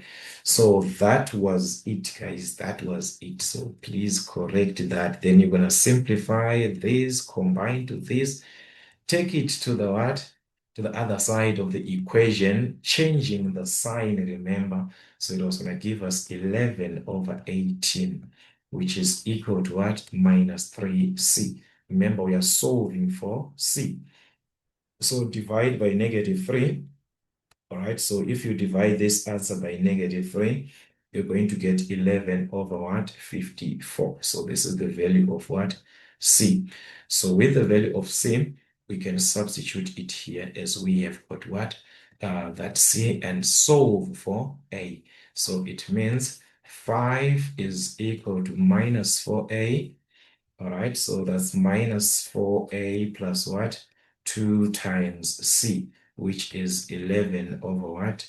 54. So you're going to multiply by 2, then whatever that you get, take it to the negative. So it's going to be a negative on the other side. So that is the case. So it will be 5 minus that, which is 124 over what? 1 over 27, which is equal to minus what? Minus 4a. And divide by negative 4. So simply divide by what? Negative 4 to get the value of a. So that was going to give you negative 31 over 27. All right, like this. So that is it. We have got our A, B, C, and D. So we're going to substitute them back here and see how we're going to be able to integrate whatever that we are going to obtain from that. All right, so meaning to say, if you're going to integrate this with respect to x, whatever that you're going to have, you substitute. All right, our A being what? Negative 31 over 27, so that's negative 31 over 27 over what? 1 minus x plus b, our b being 8 over 9. So that's 8 over 9 like this over what? 1 minus x squared. Our c being what? Negative, that's a positive, right? So that's a positive. Our c is positive 11 over 54 over what? 2x plus 1. Our d is negative what? 70.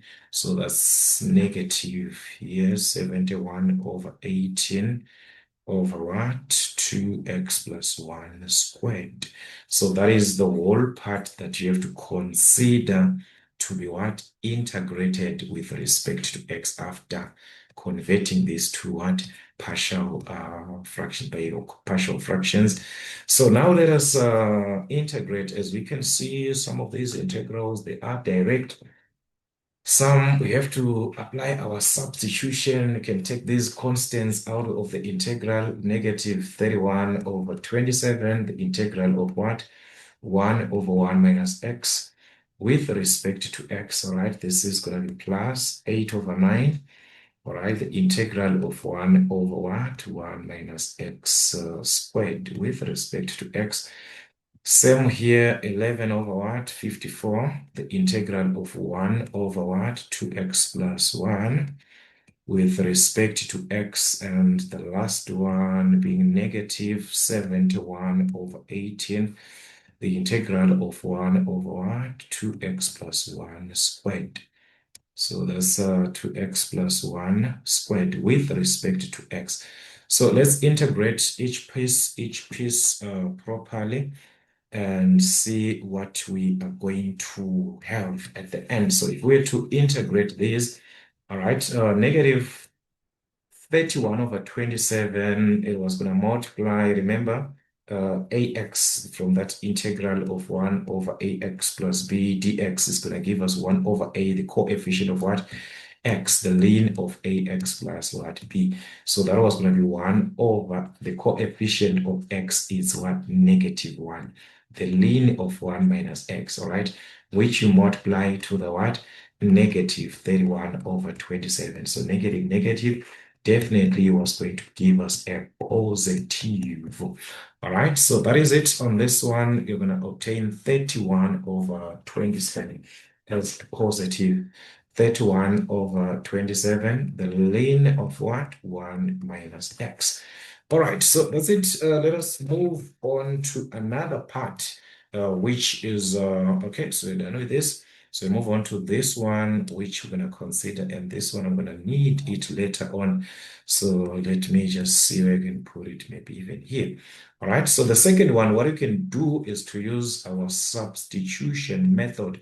All right, as we have got this in the denominator, we can let u be equal to what? To the denominator of this part using our substitution method to be 1 minus x. Then we differentiate u with respect to x, which is what? Negative 1. Then our dx, if you cross multiply, then divide, that's negative what? Du. So meaning to say you are simply going to integrate this here as what? 8 over 9, the integral of 1 over u squared. 1 over u squared, guys, is what? U to the power of what? Minus 2. All right, times our dx, where our dx is what? Minus du. So that's it. So it's going to be negative 8 over 9, the integral of u to the power of minus 2 here. Sorry for that. So let us integrate, add 1 on our exponent. So that was going to be negative 1. So that's negative 8 over 9 times. This is going to be negative 1 over u. So that's negative 1 over u, like that. Negative, negative cancels. So that's 8 over 9 u, where u is what? 1 minus x. So it's going to be 1 minus x here with a positive. So this is all part that we are having. So as you can see, it is having what? A positive answer at the end. So that is how you play around with these guys. So it's 8 over what? 8 over 9. So that's 8 plus here. So that's plus 8 over 9u. Our u is 1 minus x. So that's it. We have used our substitution method to integrate that. Okay, so that is it. We move on to the other part, plus what? 11 over 54. So that was going to be 11 over 54 here, sorry. So it was going to be 11 over 54 times, remember that concept, 1 over a, the coefficient of x. So that's 1 over 2, the ln of what? Ax plus b, which is what? 2x plus 1. So here you're going to multiply the numerator to the numerator, that's 11. So that was going to be plus 11 over 54 times 2, which is what? 108. The ln of what? 2x plus what? 2x plus 1. So that is what you're going to have. And we move on to the other one, which is the last part here. Again, using the substitution, just like what we had before. So you're going to simply use the substitution to integrate this, where u is what? 2x plus 1, and its derivative with respect to x is 2. So dx is going to be du over 2, which you're going to put back there. Negative 71 over 18, the integral of u to the power of minus 2 from 1 over u squared. All right, times what? Du over 2. So take this 2 outside, is going to be negative 71 over 18 times 2, which is 36. The integral of what? U to the exponent of negative 2, like that, which we integrated is going to be negative 1 over negative 1, which is negative 1 over u. So that's negative 71 over 36 times what? Negative 1 over u. Negative, negative cancels. 71 over what? 36u. All right, so that's a positive, this one.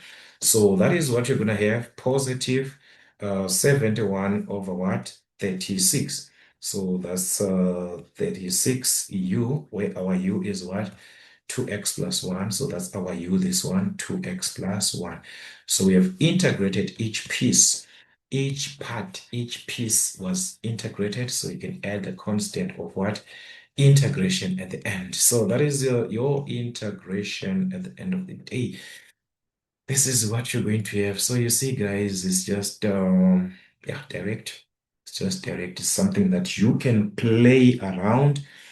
Basically, from your N5 mathematics, just that is gonna be a little bit advanced in terms of calculations, this and that, all right? But do revise as many questions as you can. All right, so let us move on to 3.2, where we are given, again, using our partial fractions in this case. So here we can see that the denominator has got a lesser power compared to the what numerator. So it is of a lesser degree. So this is an improper fraction. So when you are dealing with an improper fraction, you must apply long division first. So let us divide using our long division. So it's going to be the denominator 2x squared plus x minus 6 into the what? The numerator 4x cubed minus 6x squared plus 5x minus 4. Remember your long division from your N3 mathematics or from your high school, grade 12. Okay, so first term to the first term divide 4x cubed divide by 2x squared. So that's going to be 2x, right? So that's 2x. You multiply back everything by what? 2x. 2x times 2x squared. So that's 2x cubed. All right, so it's going to be 4 actually. 2 times 2, that's 4. 4x cubed. 2x multiplies 1x, so that's plus 2x squared. 2x and 6, that's negative 12. So that's negative 12x. Then you subtract. So divide, multiply, back, subtract. All right, so let us subtract. This was going to cancel. All right, so minus 6 minus 2, that's what? Minus 8x squared. All right, 5x minus 12 minus, that's what? A positive. So that's 17x. Then you draw the remaining term, which is our negative 4. You drop that one.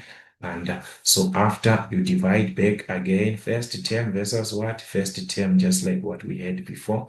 So that's negative 8, what? X squared and 2x squared, squared and squared. So that's going to be negative what? Negative 4. So you multiply back everything, all right? Negative 4 and what? 2, that's negative 8x squared, negative 4 and 1, negative 4x, negative 4 and negative 6, positive 24. Then you subtract, you're just repeating what you had before. So that's it, subtract, this cancels, and 17 minus, that's going to be a positive. 17 plus 4, that's what? 21x. Minus 4 minus 24, that's what? Minus 28. So this we cannot divide back, so that's gonna be our remainder. So meaning to say this whole part as it is presented here from our long division, we are going to obtain what? 2x minus 4. So this is equal to 2x minus 4, what we obtained. Then we take our remainder. So that's 2x minus 4 plus what? Plus the remainder, 21x minus 28 over what? The denominator as it is 2x squared plus x minus 6. So this is what you're going to integrate. But still, to integrate this, you are limited. Why? Because of this fraction. It has to be separated. So after your long division, remember your by parts. So you have to consider your partial fractions. Guys, sorry for that. So you have to consider our partial fractions. All right. So let us consider that into partial fractions. Factorize what? The denominator. Can this be factorized? So factorize this. So guys, as for factorization, I'm not going to consider that. Remember factorization, there are so many ways. So you can watch the videos for your grade 10 mathematics, a lot that I explained on factorization. So there are so many ways, right? But you're going to obtain two brackets after that factorization, the bracket of x plus 2 and another one of 2x minus 3. So these are linear factors. We are dealing with what? Linear. So that's a over what? A over the first linear plus B over the second linear. Then we can equate to the what in numerator 21x. 21x minus 28 is equal to A. X plus 2 and x plus 2 cancels. You remain with 2x minus 3 plus B. 2x minus 3 cancels with that one, so you remain with x plus 2. So that's it. So that's from our partial what? Fractions. They're now playing a role. So we can equate these brackets to 0. So the first one, when you equate to 0, x is going to be what? 3 over 2. So when x is 3 over 2, find the value of what b, because you're going to eliminate this. So you substitute on the left-hand side, that was going to give you 7 over 2. And this one was going to also give you 7 over 2 times b.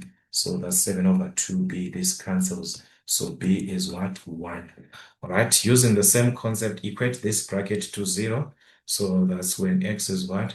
When x is negative 2. Substitute there. You're going to get negative 70. Here, you're going to get a negative 7 times what? A. Divide by negative 7. So a was going to give us what? Positive 10. So that's it. We've got a and b. So you're going to substitute back here. This was gonna give us what? As we calculated from there, our A is what? Our A is 10. So that's 10 over x plus 2. Our B is 1 over what? 2x minus 3. So I want you to see what is happening here. You applied the partial fractions, and this is what you obtained from your partial fractions. So what you're going to do is to substitute it back here to this part, because this is where we took it from. So we now have this separated. That was what was limiting us from what? Integrating, because of these four fractions. So having these now separated, representing the same fraction but separated, we can integrate properly. So this was going to be 2x minus 4. This one, after our partial fractions, gave us what? This plus what? 10 over x plus 2. All right, plus what? 1 over what? 2x minus 3. So this is the whole part that you're going to integrate with respect to x. You're done. So that is it. We're going to integrate this with respect to x. All right, so here it's 1 plus 1, which is 2. So that's simply 2x squared over 2, which was going to give us what? X squared minus 4 with respect to x, that's minus 4x. All right, plus 10. Here the coefficient of x is 1, so it was going to be 10 over 1, ln of what? X plus 2. So 10 over 1 is what? 10. So that's 10 ln of x plus 2. All right, here if you consider that, here is the coefficient of x is what? 2. So that's 1 over 2. So that's plus 1 over 2, the ln of what? 2x minus what? 3. These are basic integrals that we are used to, which gives us the ln at the end, right? So that is what you're going to have. All right, we have integrated everything. So you have to consider sometimes where the fraction is an improper fraction, long division is to be applied. Remember that. All right, so let us consider another part. So this was our question number 3. And let us move on to question number 4, which is the general solutions. All right, so here's just general solutions from our differential equations. 4.1, the linear first order differential equation. Remember the format, dy dx plus what? Plus py is equal to q, where this is what? In x and in x. From your formula sheet, you're also given that. So here it's 1 over x ln x, this one, and you take the minus x to the other side. So what we need is the what? The format first. So meaning to say dy dx plus what? 1 over x ln of x times what? times y so that we can properly see what represents our p. All right, this must be equal to q, the function of x, minus x to the other side, that's positive x. So we are going to need to apply our formula, all right, the formula which states that y times the integral factor e to the exponent of integral of p dx is equal to the integral of q times that integral factor. Okay, so this is what you're going to need. So what you need is to find this integral factor. We cannot have the integral factor, all right, without this integral of what? Px. So the integral of p dx is the integral of our p, this one, as it is 1 over x, the ln of x with respect to x, all right? So integrating this, we're going to use our substitution method. U is what? The ln of x, since we can differentiate this to give us 1 over x, so our dx is going to be what? X du, if we just cross multiply, so that's x du. So in place of dx, we're going to put this. So it was definitely going to give us 1 over x times the ln of u, which is what? I mean, the ln of x, which is what? Which is u, times the dx, where the dx is what? X du, like this. So this is going to cancel. You integrate 1 over u, which is the ln of u, all right? So that's the ln of u is what? The ln of x. So that's the ln of x. So this is our integral of what? P. But here we need e to the exponent of, which is our integral factor, e to the exponent of that whole integral that you're given. So that's e to the exponent of this, the ln of x. So this is going to give us what? Ln of x. All right, remember e to the exponent of ln of a ln, all right? If you're given e to the exponent of a ln of a constant, it's going to give us a constant. So here, our k is the ln of x. So this ln of x represents our k. So that's our answer. So that's our integral factor, that e, whatever that you have there. So that's going to substitute there. The ln of what? X is equal to the integral of what? On the right-hand side, our q is what? X. Remember, that's our q here. So that's x times that integral, this one, which is the ln of what? The ln of x times dx. So that's it. So with this, guys, you're done, because what you just need is to integrate. You're done because you need the general solution, no substitutions, so forth. So this here to integrate a product of two terms, that's what? By parts. So you can use your by parts. All right, so that's an algebraic and a logarithmic. So where we're gonna consider our islet to pick or to choose our f of x. That's gonna be algebraic, or logarithm is the first one. So before algebraic, so that'll be the logarithmic. So f of x is gonna be the log, which is the ln of x. Then its derivative is what? 1 over x. So the remaining part is going to be our g prime x. Remember our by parts method, guys. So what is remaining is what? X dx. So that's x dx. Then you integrate that to obtain what? Your gx. So add 1 here is going to be x squared over 2. Then use your by parts formula, f of x by what? By gx minus the integral of f prime gx dx. Like that. So that was going to give us y ln of x is equal to our f of x is what?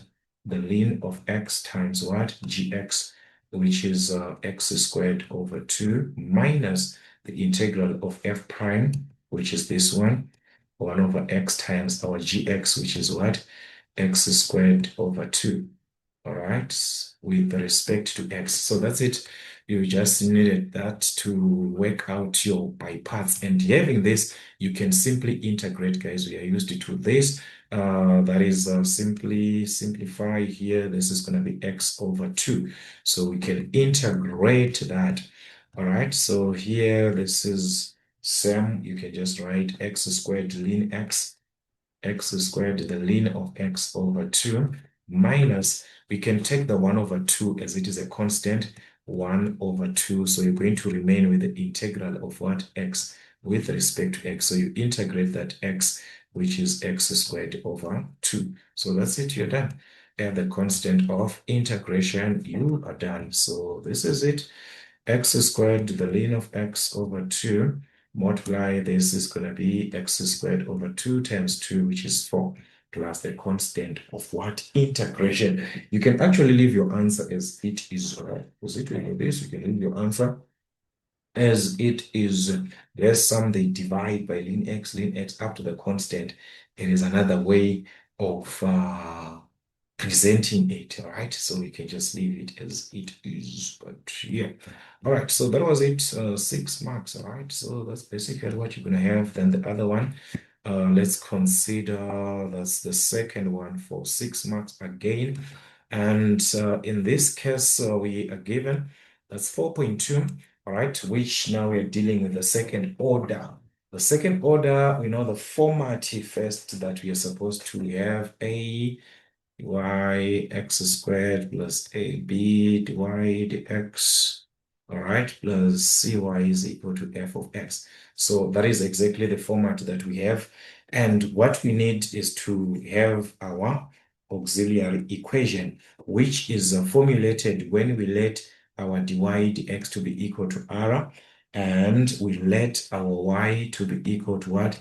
To be equal to 1, and our f of x to be equal to what? To be equal to 0, to form our auxiliary equation, which was simply going to be r squared 2 times dy dx, which is what? R there. So that's 2r. This is 1, so that's plus 5. And this whole part is what? 0. That's your f of x. You let it to be equal to 0. So from the auxiliary equation, you need to solve it. All right? You need to solve it so that we can have the complementary what? Function.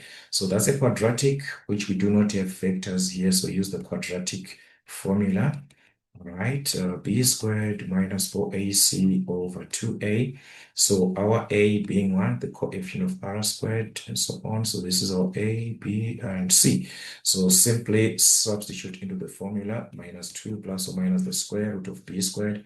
So that's 2 squared minus 4 times a, which is 1, and c is 5 over 2 times a, that's 2 times 1. So you are simply gonna use the quadratic formula and evaluate what is under the what? What is under the square root. So that's negative 2 plus or minus the square root of negative 16 over 2, which we know that in this case, we cannot determine the square root of a negative. So it's going to be under the complex. The square root of a negative is what? Is I. The square root of 4, of 16 is what? 4. So it was going to be negative 2 plus or minus I4 over 2 from our complex what? Solutions. So separate by 2, divide by 2, also divide by 2 here. This was going to be 1 and this was going to be 2. So R in actual sense is equal to negative 1 plus or minus I2. So that's our A, and this is our small letter b. So these are the solutions. Remember, from this A and B that I'm indicating, it helps you when you are to determine now this part of YC, which is your complementary function. All right, YC from here is going to be taken from this, where you have got what? Complex roots A plus or minus IB. So this is the one that you're going to pick and substitute in that part. You put A, and here you put B, and here you put B. So that is it to find YC. So meaning to say, therefore, from these roots, YC, which is our complementary what? Our complementary function is going to be given as what? E to the exponent of ax, as we saw from our formula sheet, cos bx plus b sine of what? Sine of bx. So the a is this one, negative 1. So that's it, e to the exponent of negative 1 x.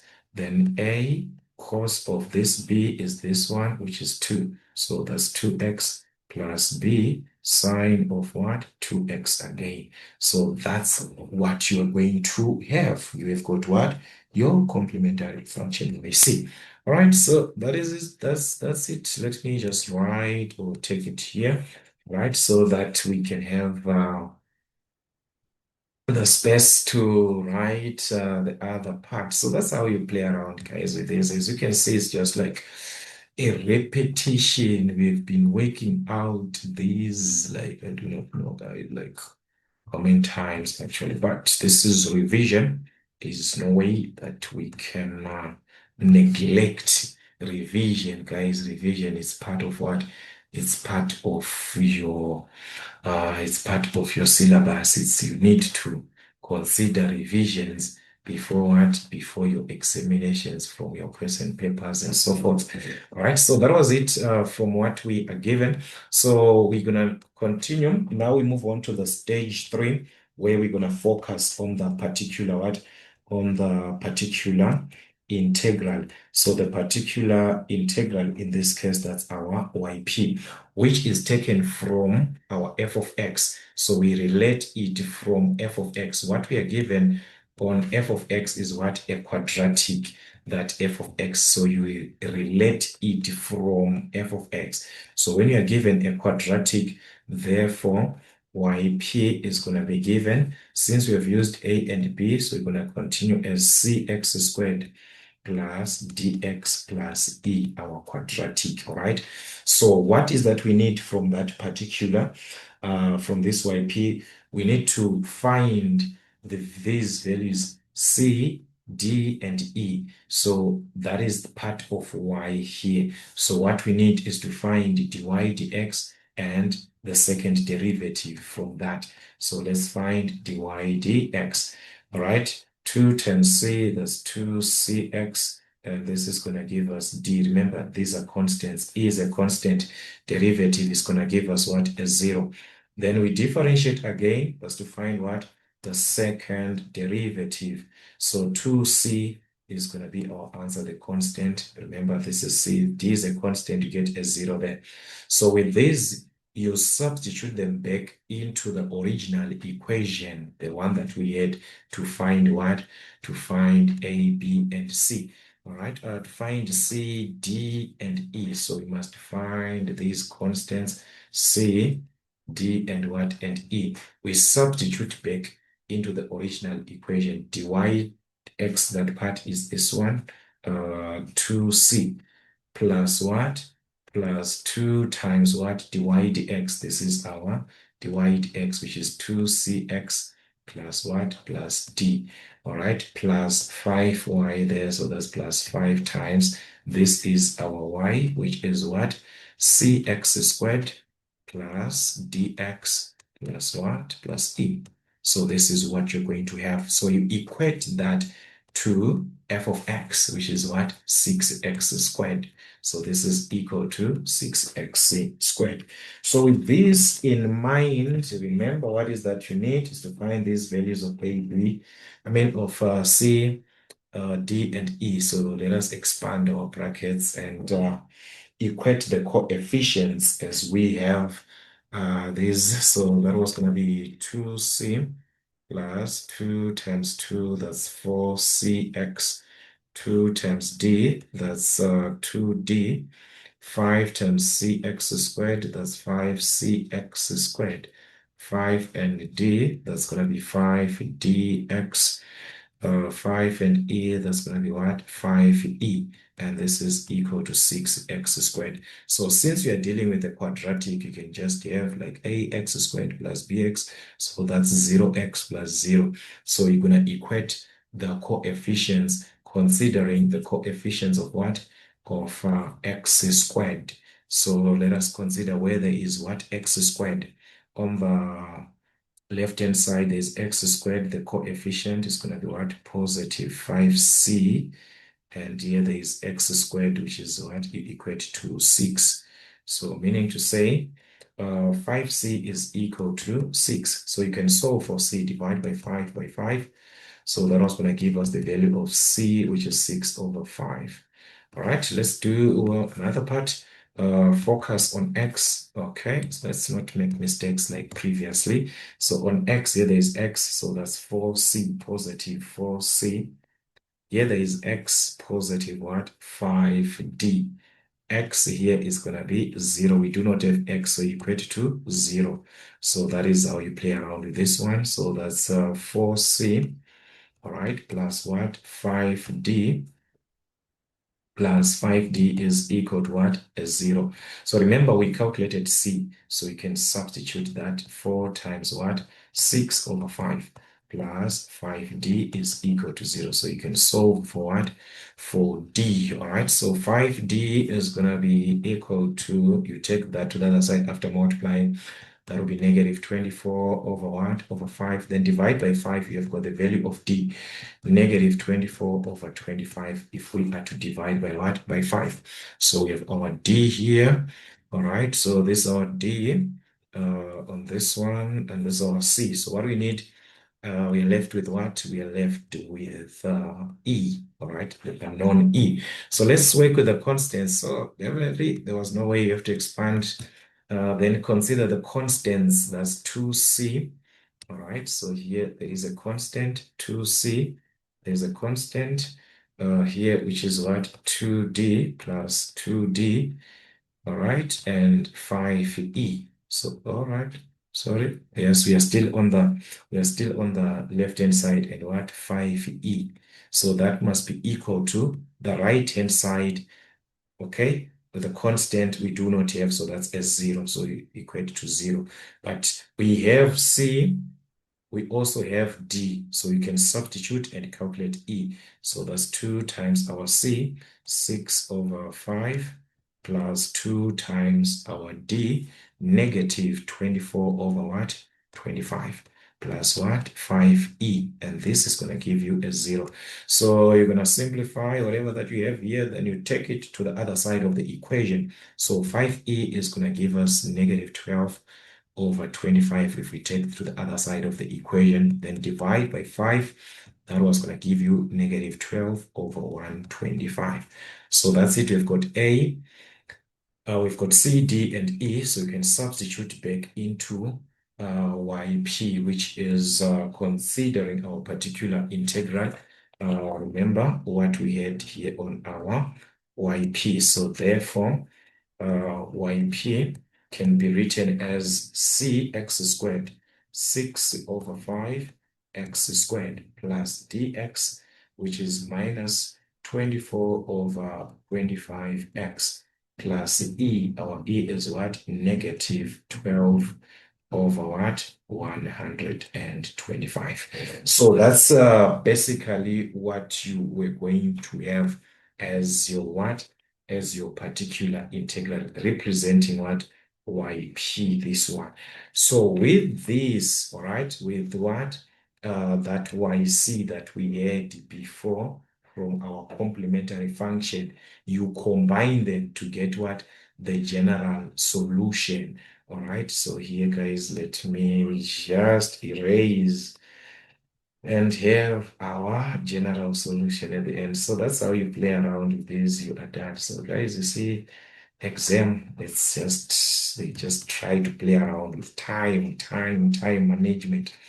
Time management. Can you manage time? That is basically the issue of what? The issue of exam. So these are the two that we're going to take. All right. So remember these two here. So we're just going to combine them and have what? Our general solution, where y is equal to the sum of these yc and yp. So let's take this e to the exponent of what? Negative x into a cos of 2x plus b, the sine of what? The sine of 2x, all right? Then you add yp as it is 6 over 5 x squared minus 24 over 25x minus 12 over what? 125. So that is, you simply take everything as it is for your what?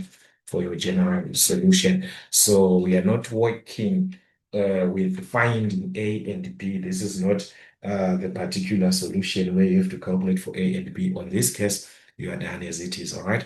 So that was the second part on 4.2 to get the 6 marks All right, so let's consider another part, which is now question number 5. And on question number 5, we've got 5.1.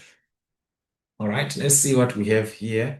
We are given calculate the points of intersection of these two graphs, a quadratic and a linear, a straight line. So we have got a linear and a quadratic here. So let us just equate these two as we are given y and y there. So just equate them. So that's 3x minus 2x squared is equal to what? 1 over 2x. So we can take the 1 over 2 to the other side, and that was going to give us a negative. So it's 2x squared, 3x minus 1 over 2x is going to give us 5 over 2x, and that's equal to 0. So you can factor out the x, and that's negative 2. All right, plus what? 5 over 2 here. The x cancels from your factorization. So equate the brackets to 0. So that's x is equal to 0, or this bracket is equal to 0. Minus 2x plus what? 5 over 2 is equal to 0. Minus 2x. So minus 2x is equal to minus 5 over 2 divided by negative 2. This side, you're going to get the value of x as what? 5 over 4. So that was going to give us 5 over 4. From there, that is the values of x that you're having. So for the point of intersection, remember the two graphs are equal. So you can simply use that y is equal to 1 over 2x to find the y values. When x is 0, put a 0 there. So y is equal to 0. When x is 5 over 4, y is going to give us 5 over 8. So that's it. These are the points of intersections that you're going to consider. When x is 0, y is what? Y is 0. And the other one, when x is 5 over 4, y is what?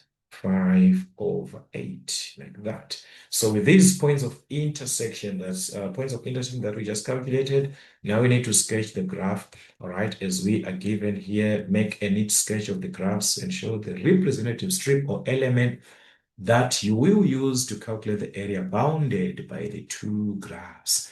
So from here, from our quadratic, the quadratic, it's a negative here, so it's concave down, and 0, 0, it's part of the solution as it is on the intersection. So we can just consider our quadratic function like this.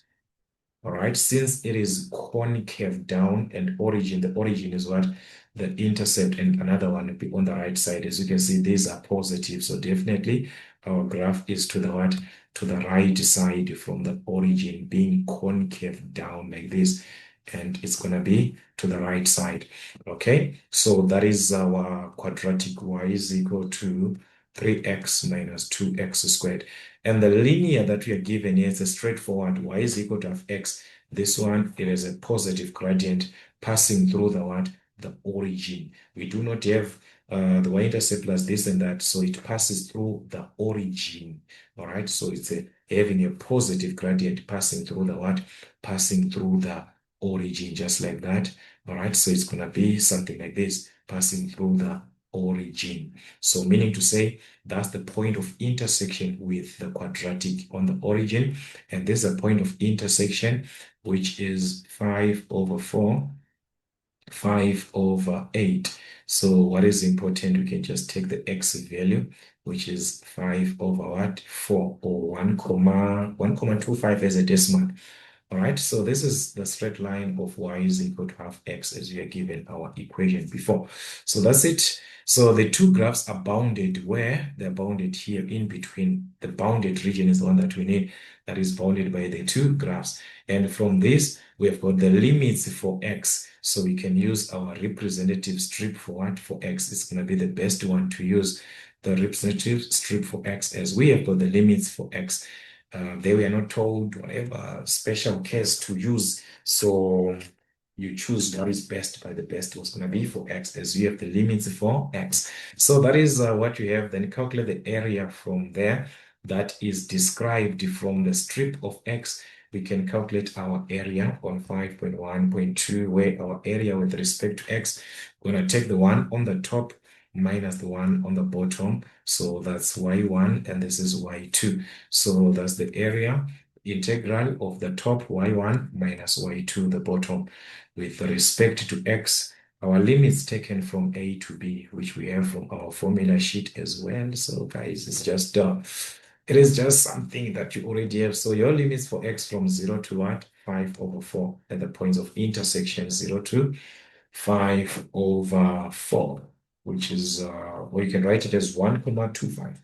Okay, so y1, our quadratic, 3x minus 2x squared. Then we subtract y2, which is the one that is below. On the bottom, that's half of x. So this one is direct. Just take it as it is like that. So let us integrate, all right? But before that, we can just collect like terms. Yes, we can integrate. It's not a problem, but you can just as well collect the like terms. 3 minus 1/2. So that is going to give us...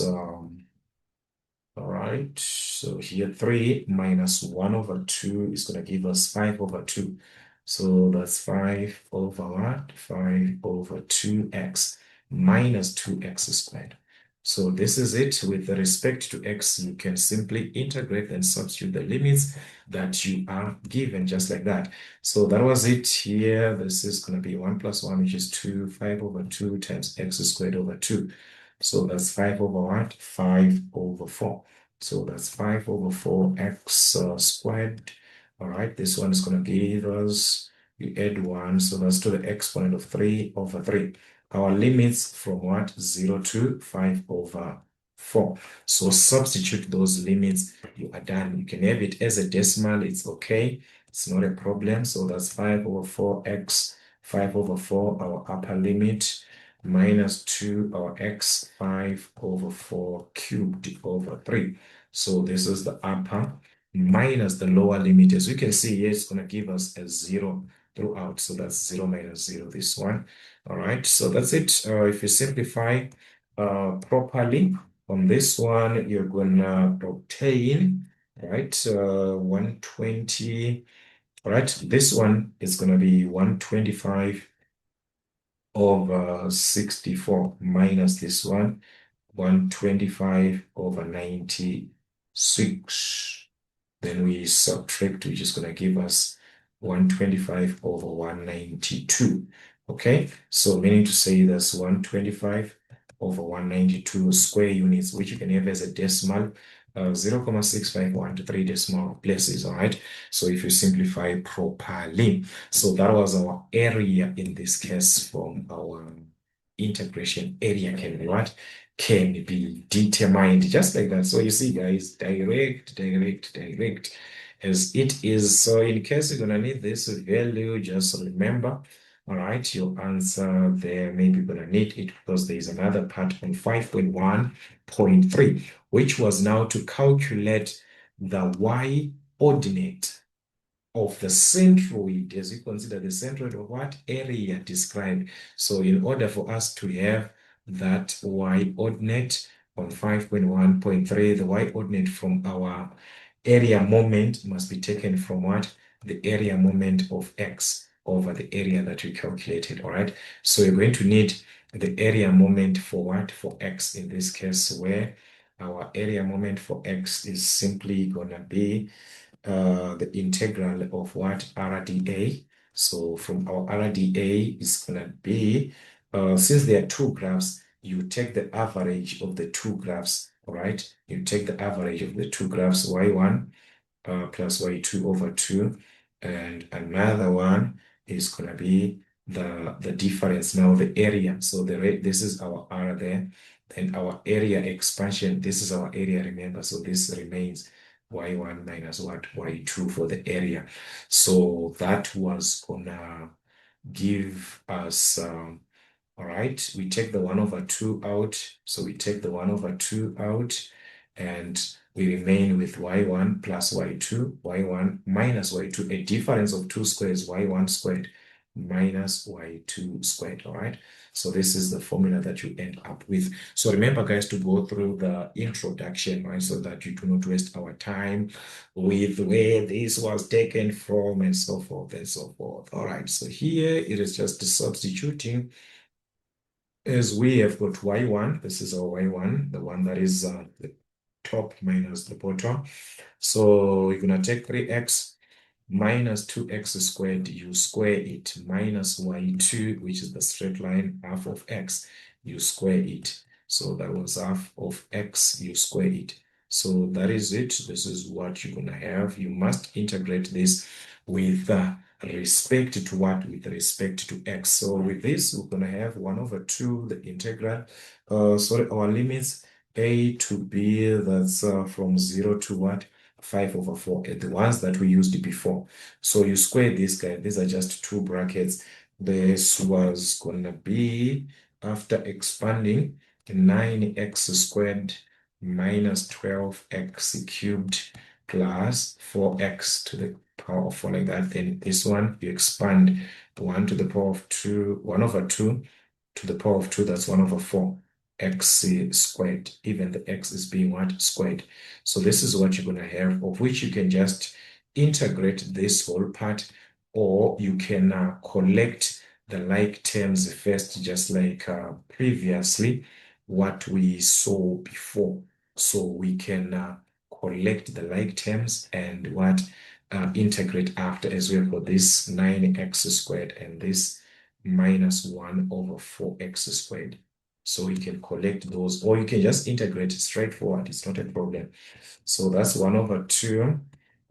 Taking those like terms, 9 minus 1 over 4 is going to give us 35 over 4x squared. So these, they remain as they are, minus 12x cubed plus 4x to the exponent of 4. Then let us integrate each term and have our limits into use. All right, so that is integrating this is going to be to the exponent of 3 over 3 times that 35 over 4. So it was going to be 35x cubed over 4 times 3, which is what? Which is 12.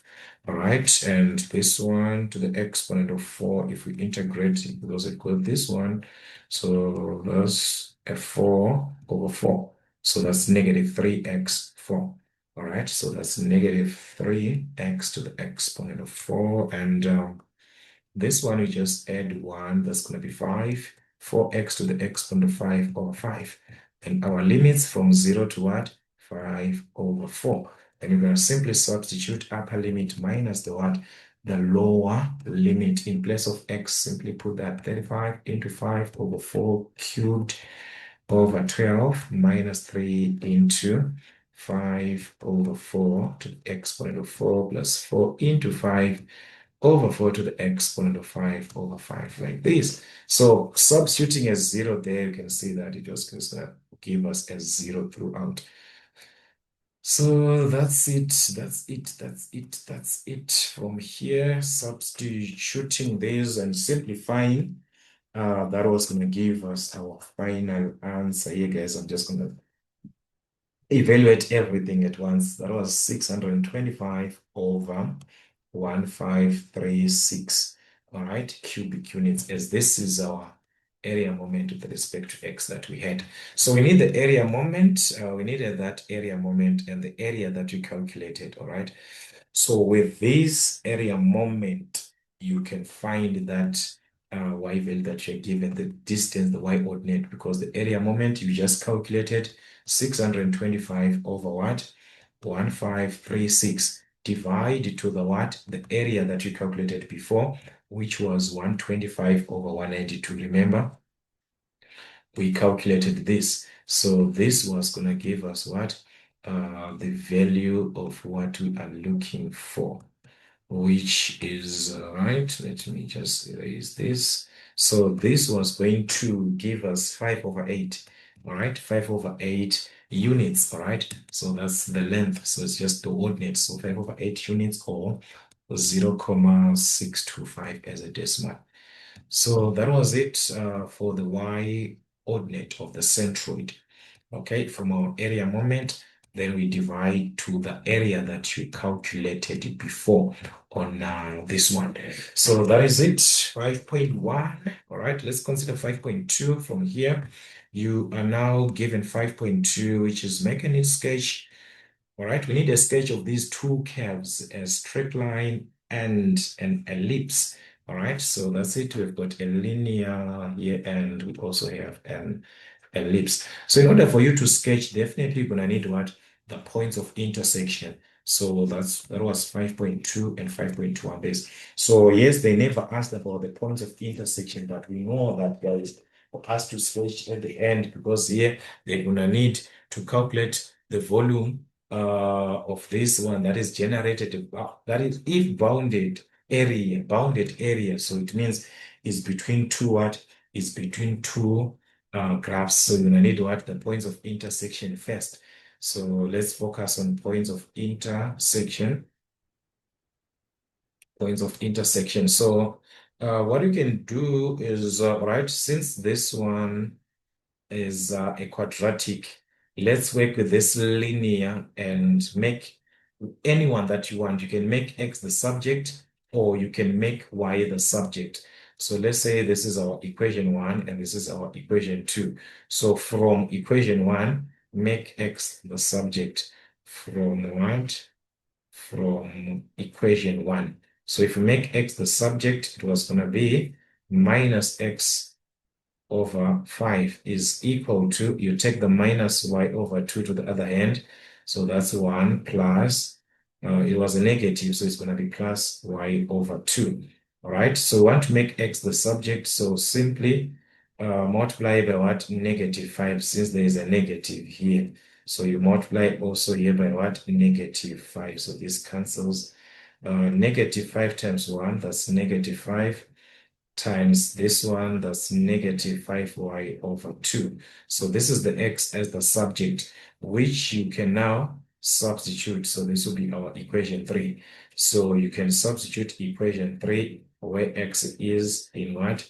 Equation 2. So that's it. We're going to sub 3, this equation 3 into what? Into equation 2 in place of x. So for our x is what? This one. That's negative 5y over 2 being what? Squared. So it's being squared, all right? Plus what? 25y squared is equal to 100. So here we can square this, of which you can factor out the negative like this. Negative 5 plus 5y over 2 like this squared. You can factor out the negative. So negative squared is what? Positive. It cancels. It becomes what? A positive. So meaning to say, this was going to give us 4 into, so we square this now after taking that negative out and you square it, you are left with what? 5 plus 5y over 2 squared. So you have to square this, all right? That's expand two brackets there, which you can use any concept that you understand. That was going to give you 25 plus 25y plus what?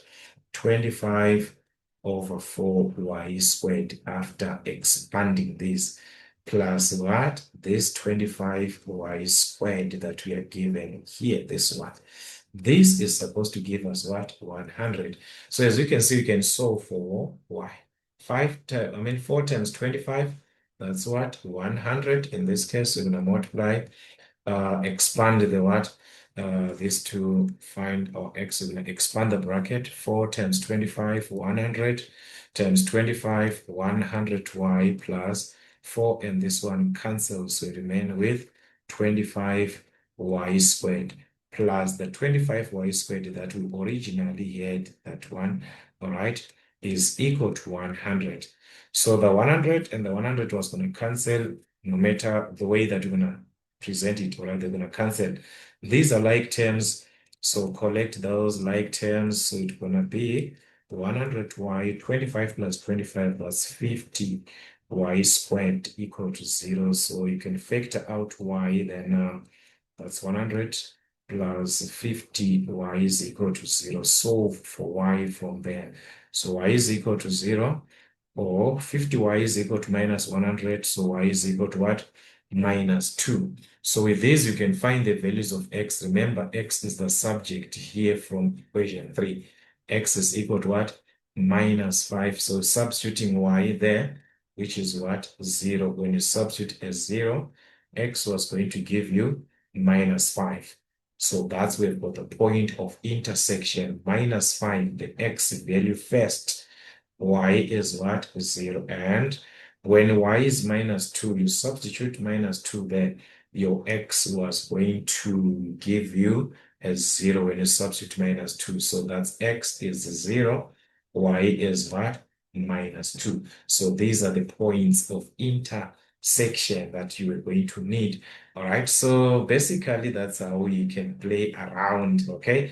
So with these points of intersection, they can tell us what is actually happening because we need to sketch, remember? So in order for us to sketch this, all right, as we are to consider a straight line, in this case, from the format of a straight line, this is a format of a straight line that we already have, minus x over 5 minus y over 2 is equal to 1.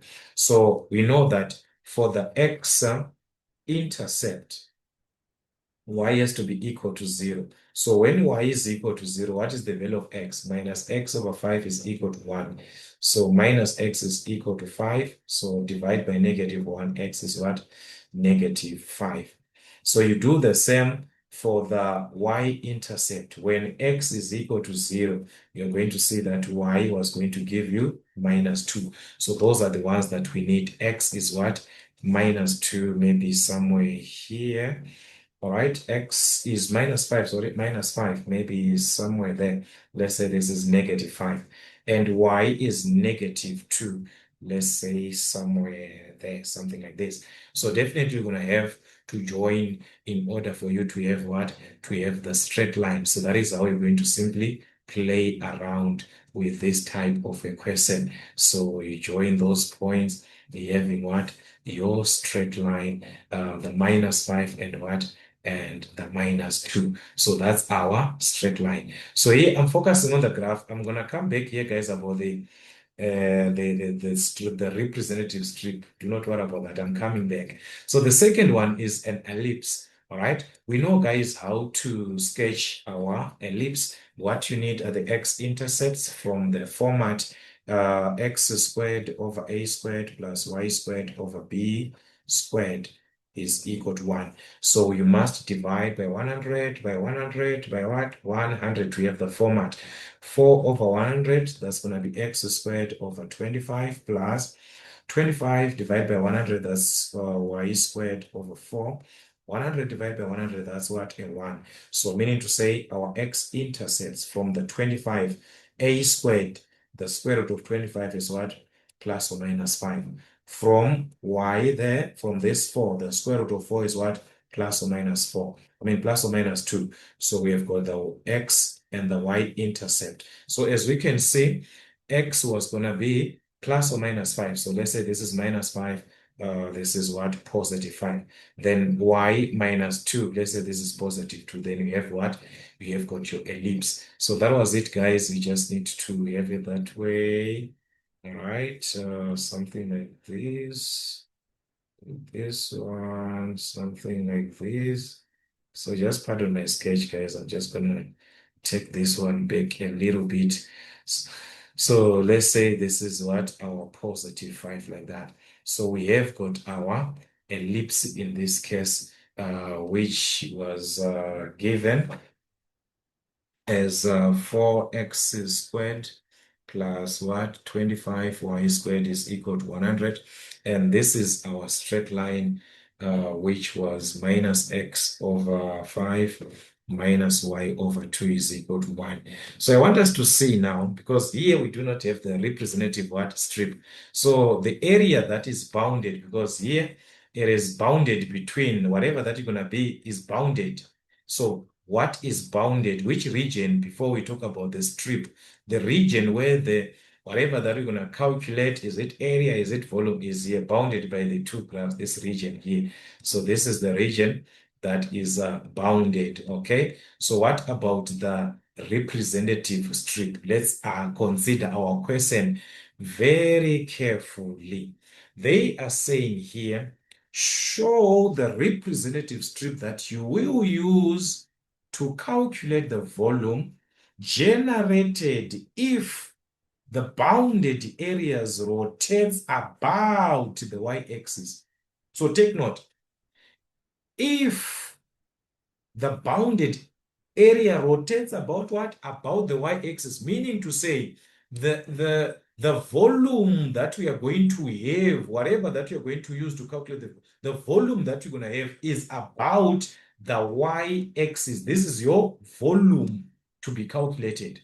But they are saying it's not only that, only use the disk method. So that's a limit now.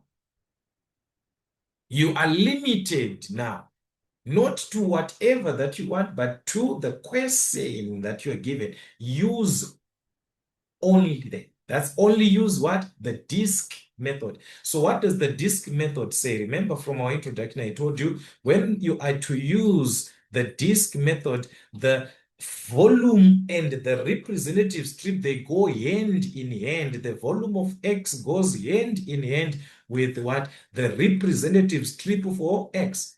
So if we are calculating, like in our case, the volume for Y, it means the representative strip, they are automatically telling you that use the representative strip for Y.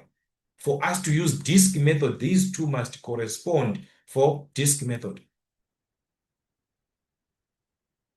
So meaning to say, from our consideration, the strip has to be perpendicular to the what axis that you are given or from that rotation. So we are using the strip for, if you understand this, guys. The disk method, they go hand in hand. The shell method is one that opposes volume for Y. It means you use the strip for X. That's the shell method. Volume for X, you use the strip for Y.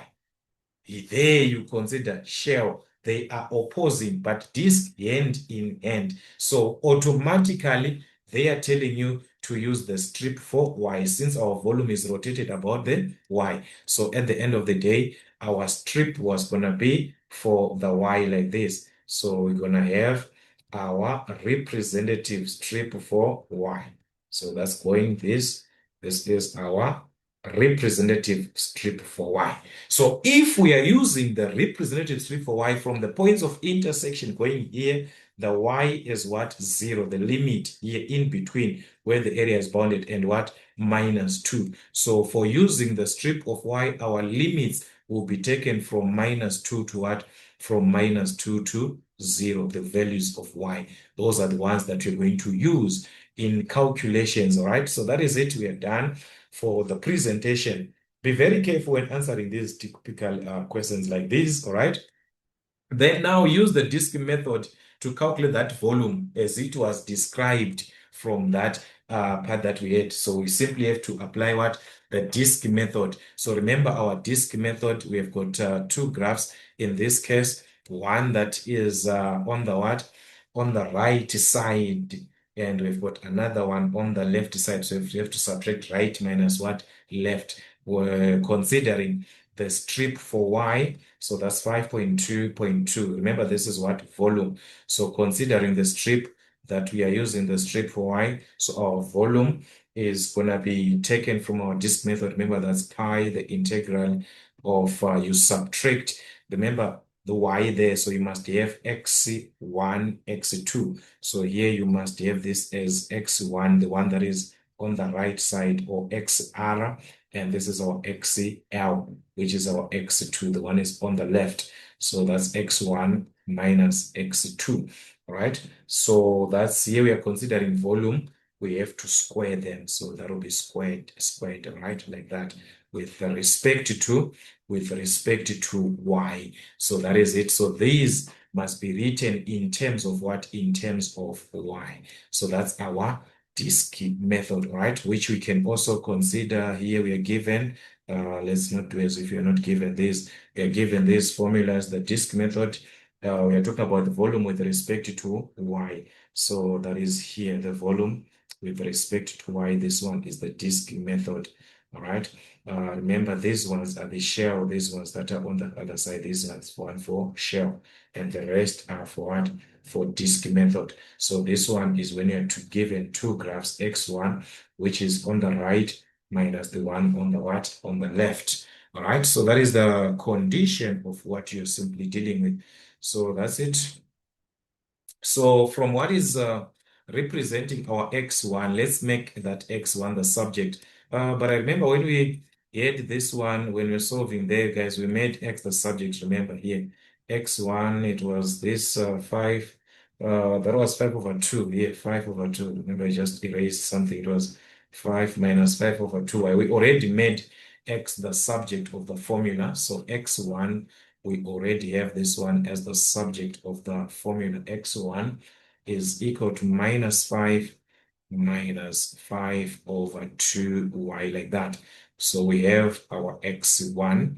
From the ellipse, you have to make x the subject, of which you can just make x squared the subject. That's from our ellipse. We're going to find what x2, the one that is on the left side. So from that one, just have it as x squared because it's being squared. So already we've got that x being squared. So make x the subject, x squared, I mean, instead of us wasting our time finding x, then we square it again. So just to make x squared what? The subject of the formula. So x squared is going to be, this will give us 25 minus 25 over 4y squared, or 25y squared over 4. So that's our x2, the one that is on the what? On the left. All right. So that's being squared. This one is already squared, this one. But our x1 is not squared. So when you're substituting, be very careful. Our x1 is not squared. So we are going to square it on the formula now. So it's the integral of c and d. These are the limits for y from -2 to what? From -2 up to 0. So like I said, x1 squared. So we take it as it is, -5 minus 5 over 2y. We square that. Minus x2 squared, already it's being squared. The x2 here, we already have it being squared. So we just substitute as it is, 25 minus what?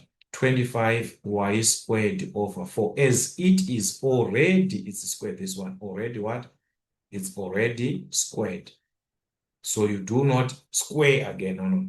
Okay, so that is already, we have our x2 squared. So this is what you're going to simply have. We integrate that with respect to y. And previously, if you remember, we squared this one where I considered the negative out. Then I said you can square if you still remember. We squared that here when you took this negative out, then squared. So it was actually this part that we obtained here. So we already have that square. So we are simply taking from what? What you have already calculated. All right, so that is it. So our volume with respect to this one is going to be pi. All right, the square of this from what we already calculated, it gave us 25 plus 25y plus what? 25 over 4y squared. Remember from what we obtained previously, this one, I'm taking this one that we squared here. So we already squared that one, all right? Minus this, so we simply expand by the what? Negative times 25, negative 25, negative times negative, that's positive 25y squared over 4. So that is what you're going to have. You have to integrate this whole part with respect to what? With respect to y as it is. So just like before, guys, sometimes just simplify before integrating, all right? So you can just simplify 25 minus 25, that gives us a 0.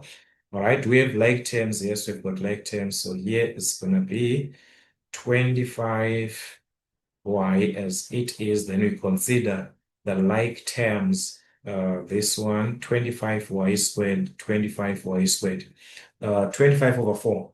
25 over 4 plus 25 over 4 is going to give us what? 25 over 2 if you add.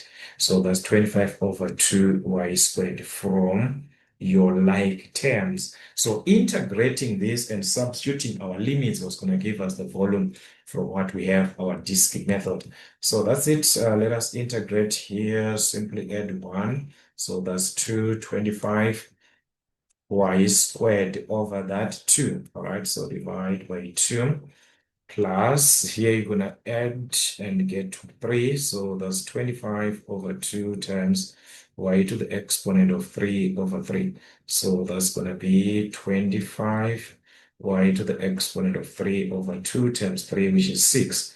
Our limits from -2 to what? From -2 up to 0. That was going to give us what exactly we need as our volume that we're given. So substituting these limits, the upper limit, you can see this is just going to be 0, 0 throughout. So that's 0 minus minus 2 there. So this was going to be 25 minus 2 squared over what? 2 plus 25 minus 2 cubed over 6. Right, so that is it here. You just have to simplify properly. That's going to be pi times, this is going to give us a 0 minus negative 50. So that's negative 50 over 3. So negative, that's a positive. Then you multiply it to pi. That's going to be 50 over what? 50 over 3 pi. So that's our volume in cubic units, all right? So that's our volume here in cubic units. And you can actually have it as a decimal, all right? As a decimal, that's something like 52,360, all right? So that's 36 cubic what? Cubic units. So that's it for the volume. So this is the volume for Y. This is the volume for what? For Y, as you can see here. It's for Y that we are dealing with, okay? Using the disk method as we are given.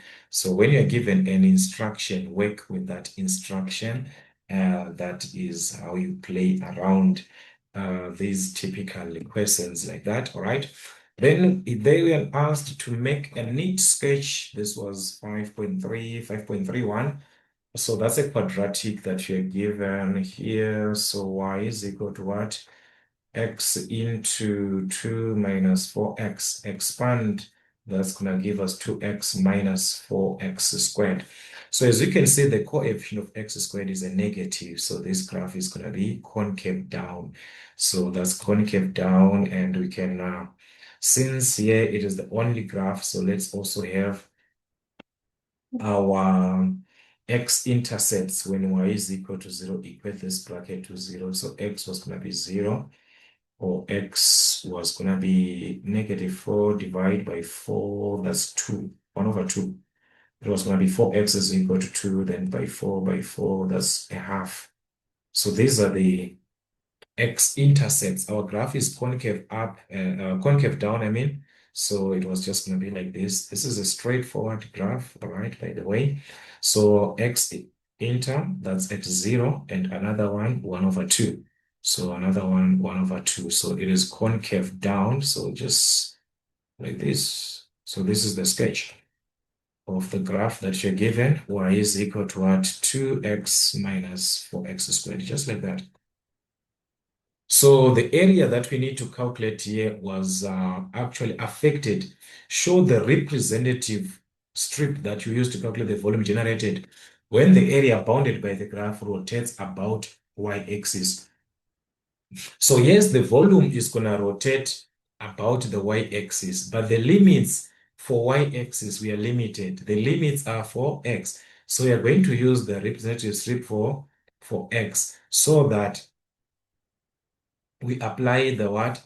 The shell method, because this does not correspond. We are using the strip for x, but we need the volume that is going to be for y. So this is what you simply needed, guys. All right, so that's our sketch. And from there, now calculate that volume. As we are told, the volume is for y as we are given. So 5.3.2, calculate that volume that was described, which was what? When it rotates about the y-axis. So that's the shell method, because the strip is for x, the volume is for y. So we apply what? The shell method, which you're also given from your formula sheet, all right? The shell method for Vy is going to be given by the formula 2 pi the integral of xy dx. all right, from A to B. Right, remember your formula sheet. These are the shell methods, this one. So we're dealing with what? This one, 2 pi xy. So that's it. Just like that. So meaning to say, what we need here, we need to integrate, remember, with respect to x. So y is what? F of x, this one. So that's our f of x, this one. So you're just going to substitute that and integrate. So that's 2 pi, the integral, our limits from 0 to what? 1 over 2, that is bounded region, 1 over 2, x times that y, which is our f of x, 2x minus what? 4x squared. With respect to x, we are done. So you're just going to expand the brackets and what? Integrate. X and 2x, that's 2x squared, and 4x minus 4x cubed with respect to x. So that's 2 pi. This we're going to integrate, add 1. So that's to the exponent of 3 over 3. So here you add 1. So that's 4 over 4. This was going to cancel and get negative x to the exponent of 4 from 0 to 1 over 2. So that's how you simply play around with these typical equations. So that's 2 pi, substituting the upper limit in place of x, 2 by 1 over 2 to the exponent of 3 over 3 minus 1 over 2 to the exponent of 4. So this whole part, we're going to subtract 0. Yeah, this whole part is going to be 0, 0 then. So that's a 0 that you're going to have. And multiplying to the 2 pi, that is outside, is going to be 2 pi times the whole of this area, which, I mean, the whole of this calculation, which is going to give us 1 over 48. So that's pi over 24. All right, pi over 24 cubic units. Remember, this is volume, or you can have as a decimal 0.131 cubic units as a what? As a decimal. So that's how you had to play around with this. Guys, this is Vy. Why am I writing Vx? This is Vy. All right, the volume with respect to y that you're having here at the end. So that's our Vy. So from our shell method, we have to apply the shell method there. So here I'm just gonna write that. So we obtained this one. That was pi over what? Pi over 24 cubic units, right? Then from there, now calculate, all right, if you have to consider this, the moment of what? Inertia on 5.3.3. Or if the area described in question 5.31 above rotates about the y-axis. So this is the moment of inertia that's actually a hollow section. Remember, we applied the what? The shell method. It was calculated from a shell method. So this one is referred to as a hollow section from the shell method concept. All right. So let me just present the formula of how we're gonna have it. All right. So this is it. Let's see. So that's 5.3.3. So 5.3.3. So as it is going to be about the y-axis, the moment of inertia was going to be given by 2 pi density. Then we're going to consider the member of our formula using the shell. This is the shell method because the strip is for what? The strip is for x. We need iy, but the strip is for x. So you take that as x cubed y, okay, dx. So that's our formula. Remember, I talked about this on our basic introductions of the what? The moment of inertia. So that's when you consider the what? The shell method. So here it was just going to substitute. Remember, y is taken as what? That f of x. Remember, with respect to x. So that's 2 pi our density. Then we're going to substitute our limits of 0 to what? 1 over 2. All right, x cubed times y, which is what? 2x minus 4x squared with respect to x. So definitely you're just going to need it to expand the brackets and what? Do integrate. So that's 2. Okay, no, this is too much, the space here. So that's 2 pi times density All right, expand before integrating. So this is 2x to the exponent of what? 4. 3 plus 1, that's 4. Minus, you multiply this 4x to the exponent of 3 plus 2, that's what? A 5. So let us integrate with respect to x. Add 1 here. So that's it. That's it, guys. It's going to be 2x to the exponent of 5 over 5 minus this is going to be 4x to the exponent of 6 over 6, which is minus 2 over 3. So that's minus 2 over 3. 0 to what? To 1 over 2. So with these limits, you can simply substitute and have the final answers. Upper limit minus what? The lower limit, just like before. But this one, you just have to be careful on your substitutions as you have got these fractions. All right, as you have got the fractions there, be very careful using your calculator. 0 was just going to give us a 0, this one. All right, so that's it. This is going to be 2 pi times density. This whole fraction, when evaluated, when you substitute that, it was going to give us 1 over 480. All right, so that's 1 over 480.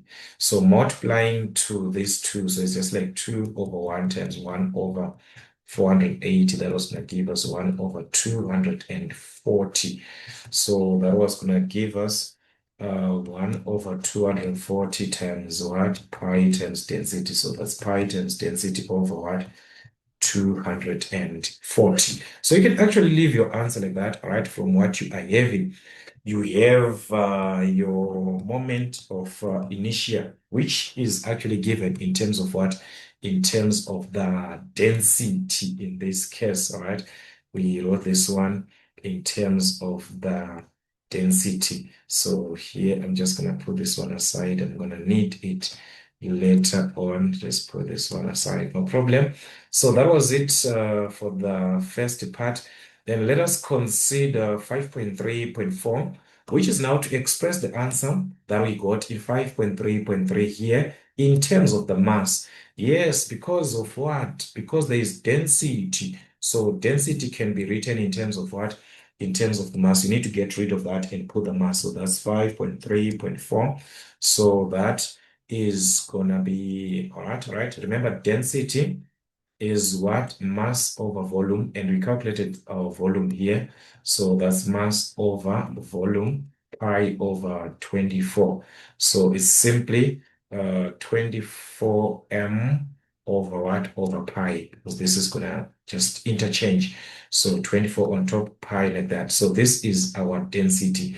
So substituting that here, we're gonna take the pi as it is times our density, which is what? Pi, which is 24 m over pi. So you're going to take pi in the denominator, or you can just write it, no problem. There as it is, no problem. Let me just write as it is over pi here. Everything over what? The denominator, which is 240. So the pi and the pi definitely was going to cancel. 24 and 240, you get a 10.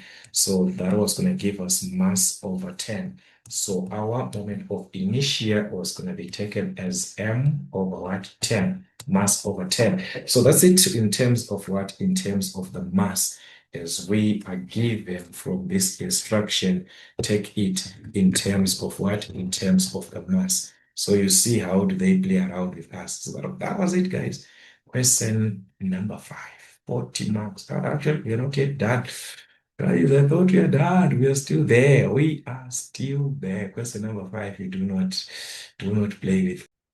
So let's look into that. 5.4, we are given a water canal is that's 5.4.1. It is in the shape of an isosceles triangle. Its vertex pointing what? Downwards. So that's we have got our water canal in the form of what? An isosceles triangle. The vertex is pointing downwards. So that's our canal, like the dam, all right? The one that is gonna contain what? The Solusgate. So we're given it contains water 4 meters deep. So this canal is limited no matter how it is to what? To 4 meters of the depth. All right, no matter what's gonna happen was the Solusgate. Okay, now the Solusgate, its top is in the what? In the water level and 8 meters wide. So the Solusgate is installed inside of what? Inside of our canal. So it is simply going to take the same shape as we have here, having what? 8 meters wide on top.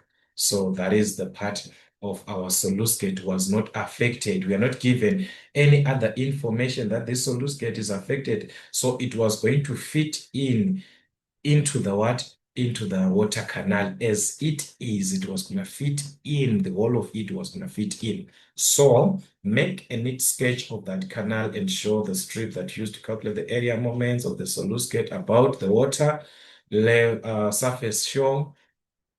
Also, how X may be related, can be related to Y. The X and Y, how are they related? All right, so I'm going to use the water level as the x-axis, all right? So I'm going to take the x-axis as my water level. So since that Solusgate is on the water surface, so that is going to fit in, all right? It's going to fit in and taken from what? From the water surface direct here, guys. So just take your isosceles triangle from what? The top on the x-axis as it is. That's our water surface. So that's it. The vertex showing, pointing down like this. All right. So that is what you're going to have. Remember this canal is what? 4 meters. The depth is 4 meters. So going down. So going down, it is what? 4 meters. It will start from 0 and up to -4 to represent what? The 4 meters. All right. So that's it from this case. You are done, and the representative strip gonna be for Y. Always use the representative strip for Y. So that is gonna be our distance that you're gonna consider Y then. So remember the top is 8 meters. So being symmetrical about the y-axis, it divides that into two. So that is going to be what? 4, 4. So here is going to be 4 units. All right. So meaning to say the whole of this line up to here is 4. So this point is 4, 0. Since it is on the x-axis, y is equal to what? Y is equal to 0. So that's 4, 0. And this one is in the y-axis, where x is what? Where x is 0. So that's 0. Y is what? -4. So that's it. We have got our sketch that we are going to use and find that relation that is related x and y. How are they related? So you can use one piece since this is symmetrical. All right, we can use one side. I'm just going to work with this side. And using this line, we can find what? The equation of that line to have the relation y is equal to mx plus c, where m is the gradient, the change in y over the change in x, y2 minus y1 over what? X2 minus x1. So that's it. Can take y2, this one, so that will be -4 minus what? 0. All right, x2, this one minus this one, so that's 0 minus 4. So -4 over -4, that's 1.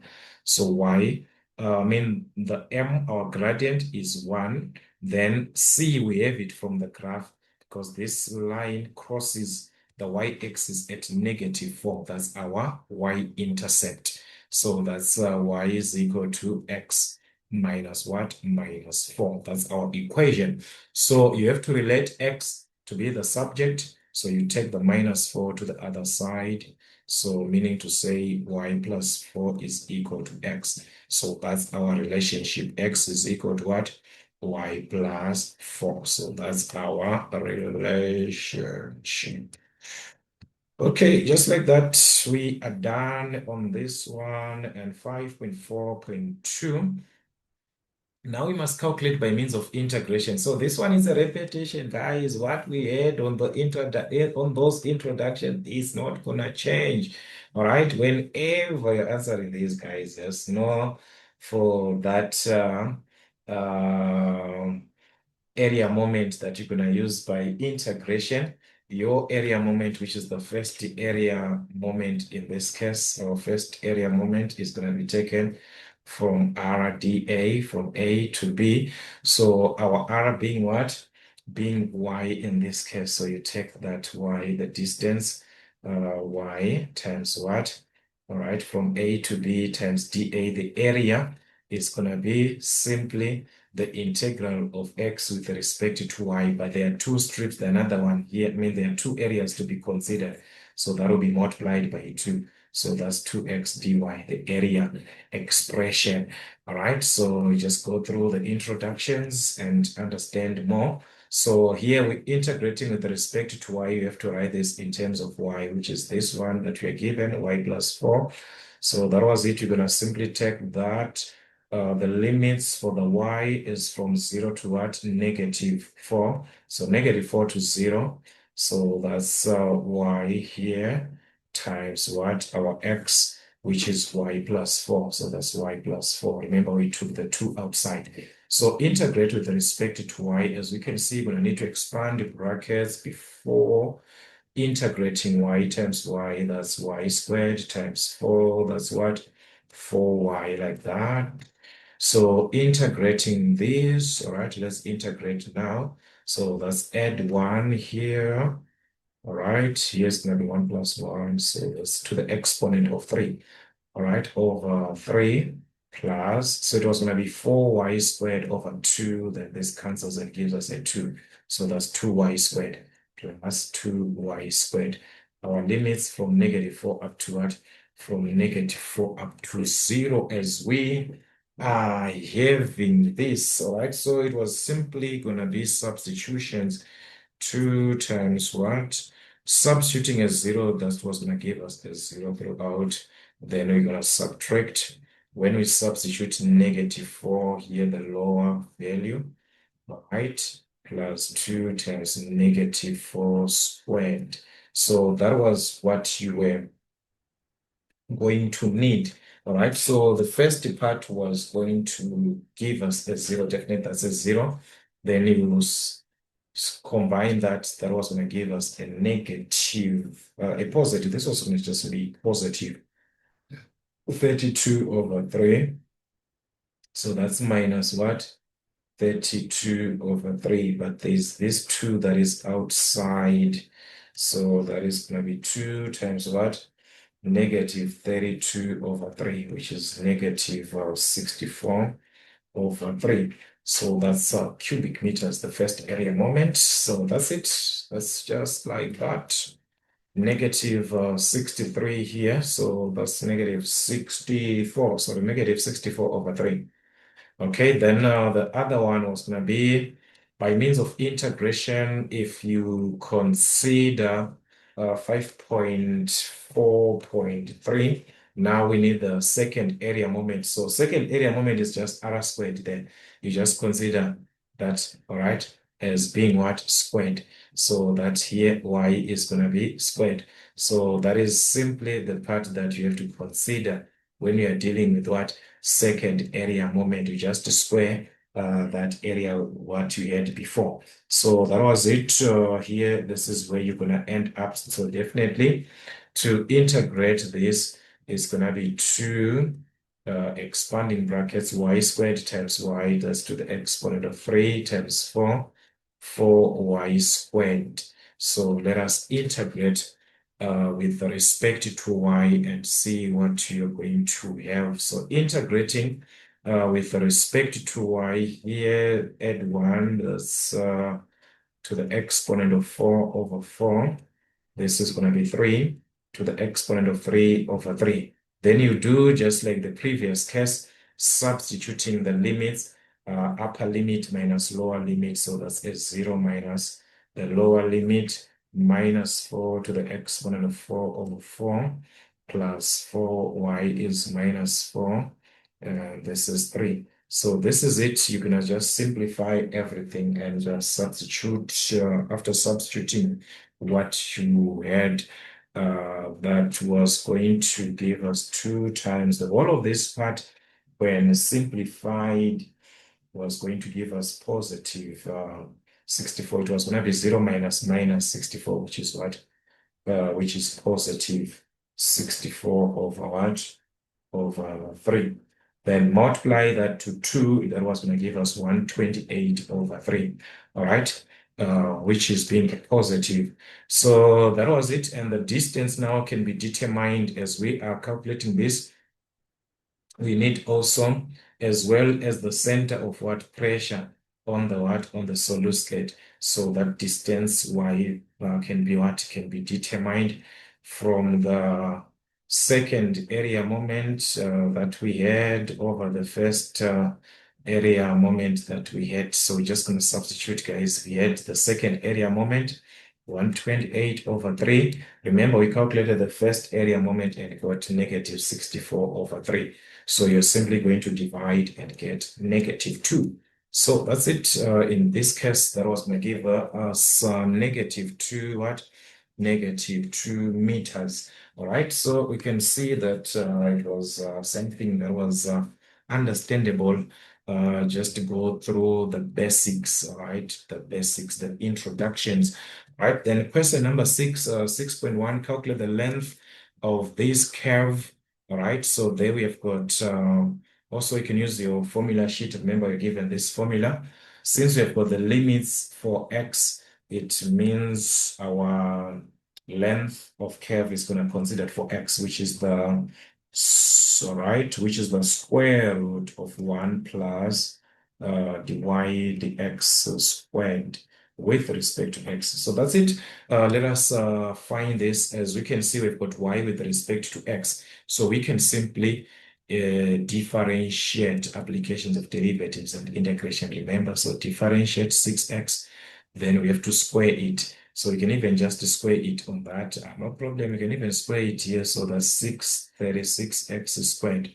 Then substitute into the formula. So that's it. A to B, these are the limits x from 0 to what? From 0 to 1, the square root of 1 plus 36 x squared. All right, so this is being integrated with respect to x. All right, so that is it. And for us to integrate this, you're going to see that we are limited to our formula sheet to these formulas, those formulas which we're supposed to rewrite in the format, and it was going to limit us to here these formulas that we are given here. So remember, that's the square root of 1 plus 36x squared. So we do not have something like a plus bx squared under the square root, but we have x squared plus or minus b, this one. So to have x squared, we must factor out the what?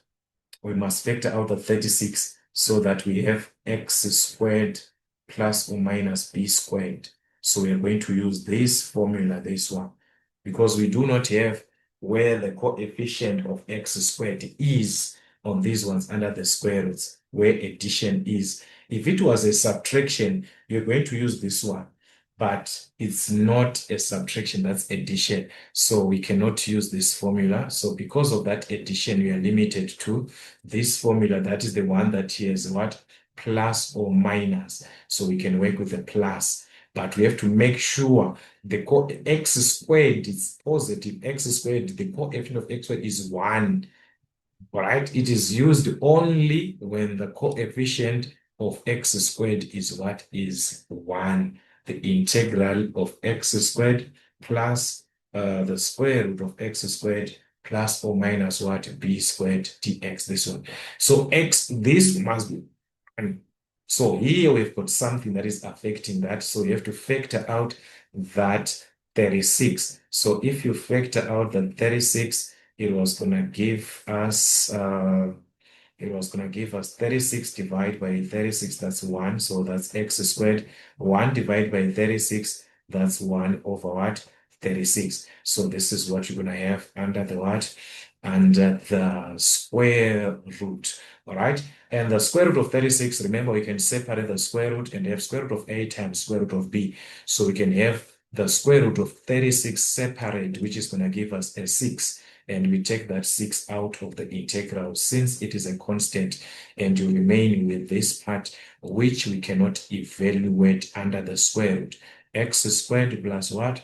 1 over 36. But we need the format x squared plus or minus b squared. So 1 over 36 representing our b squared. So our b is what? 1 over 6. So you can rewrite that as 1 over 6 squared, right? From the b squared concept. So it's 1 over 6 what? Squared. With respect to x, we can what?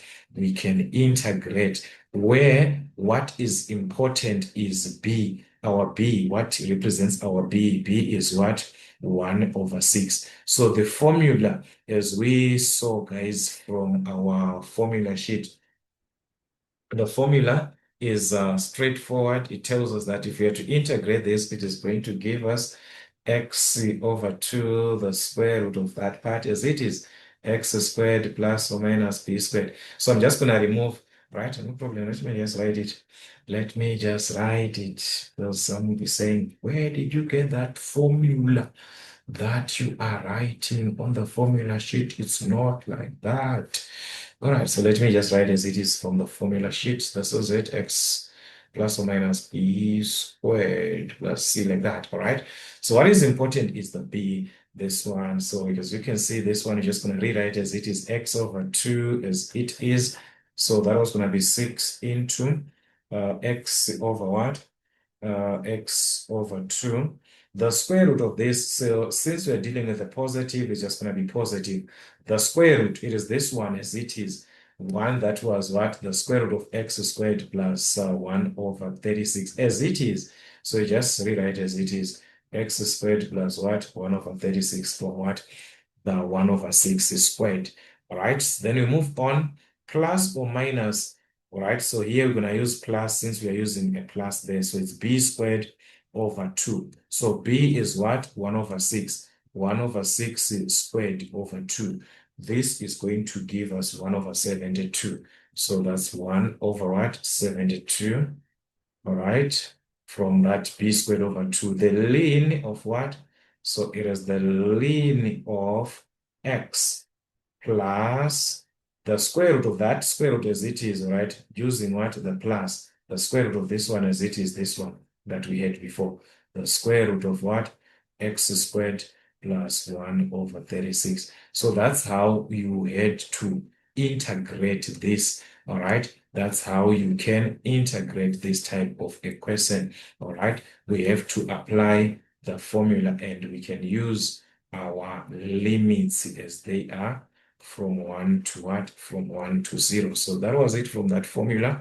All right, you already have the formula, so just using the formula properly, that was what was required. Then after substituting the limits, you can simplify or evaluate from your calculator. So let me just write what you're gonna have here. So this was going to give us, when x is 1, substitute in place of x, that was going to be 1 over 2 here. All right, sorry, when x is 1, it was going to give us, this was going to be 1 over 2. All right, the square root of 1 here, 1 plus 1 over 36 plus 1 over 72, the ln. Okay, let me put it this way.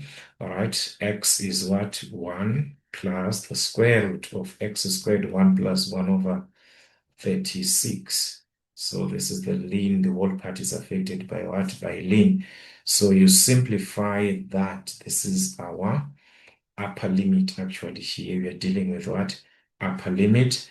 Then minus the lower limit when x is what? When x is 0. So this whole part, as you can see, there is x outside, so it was going to be a 0 there.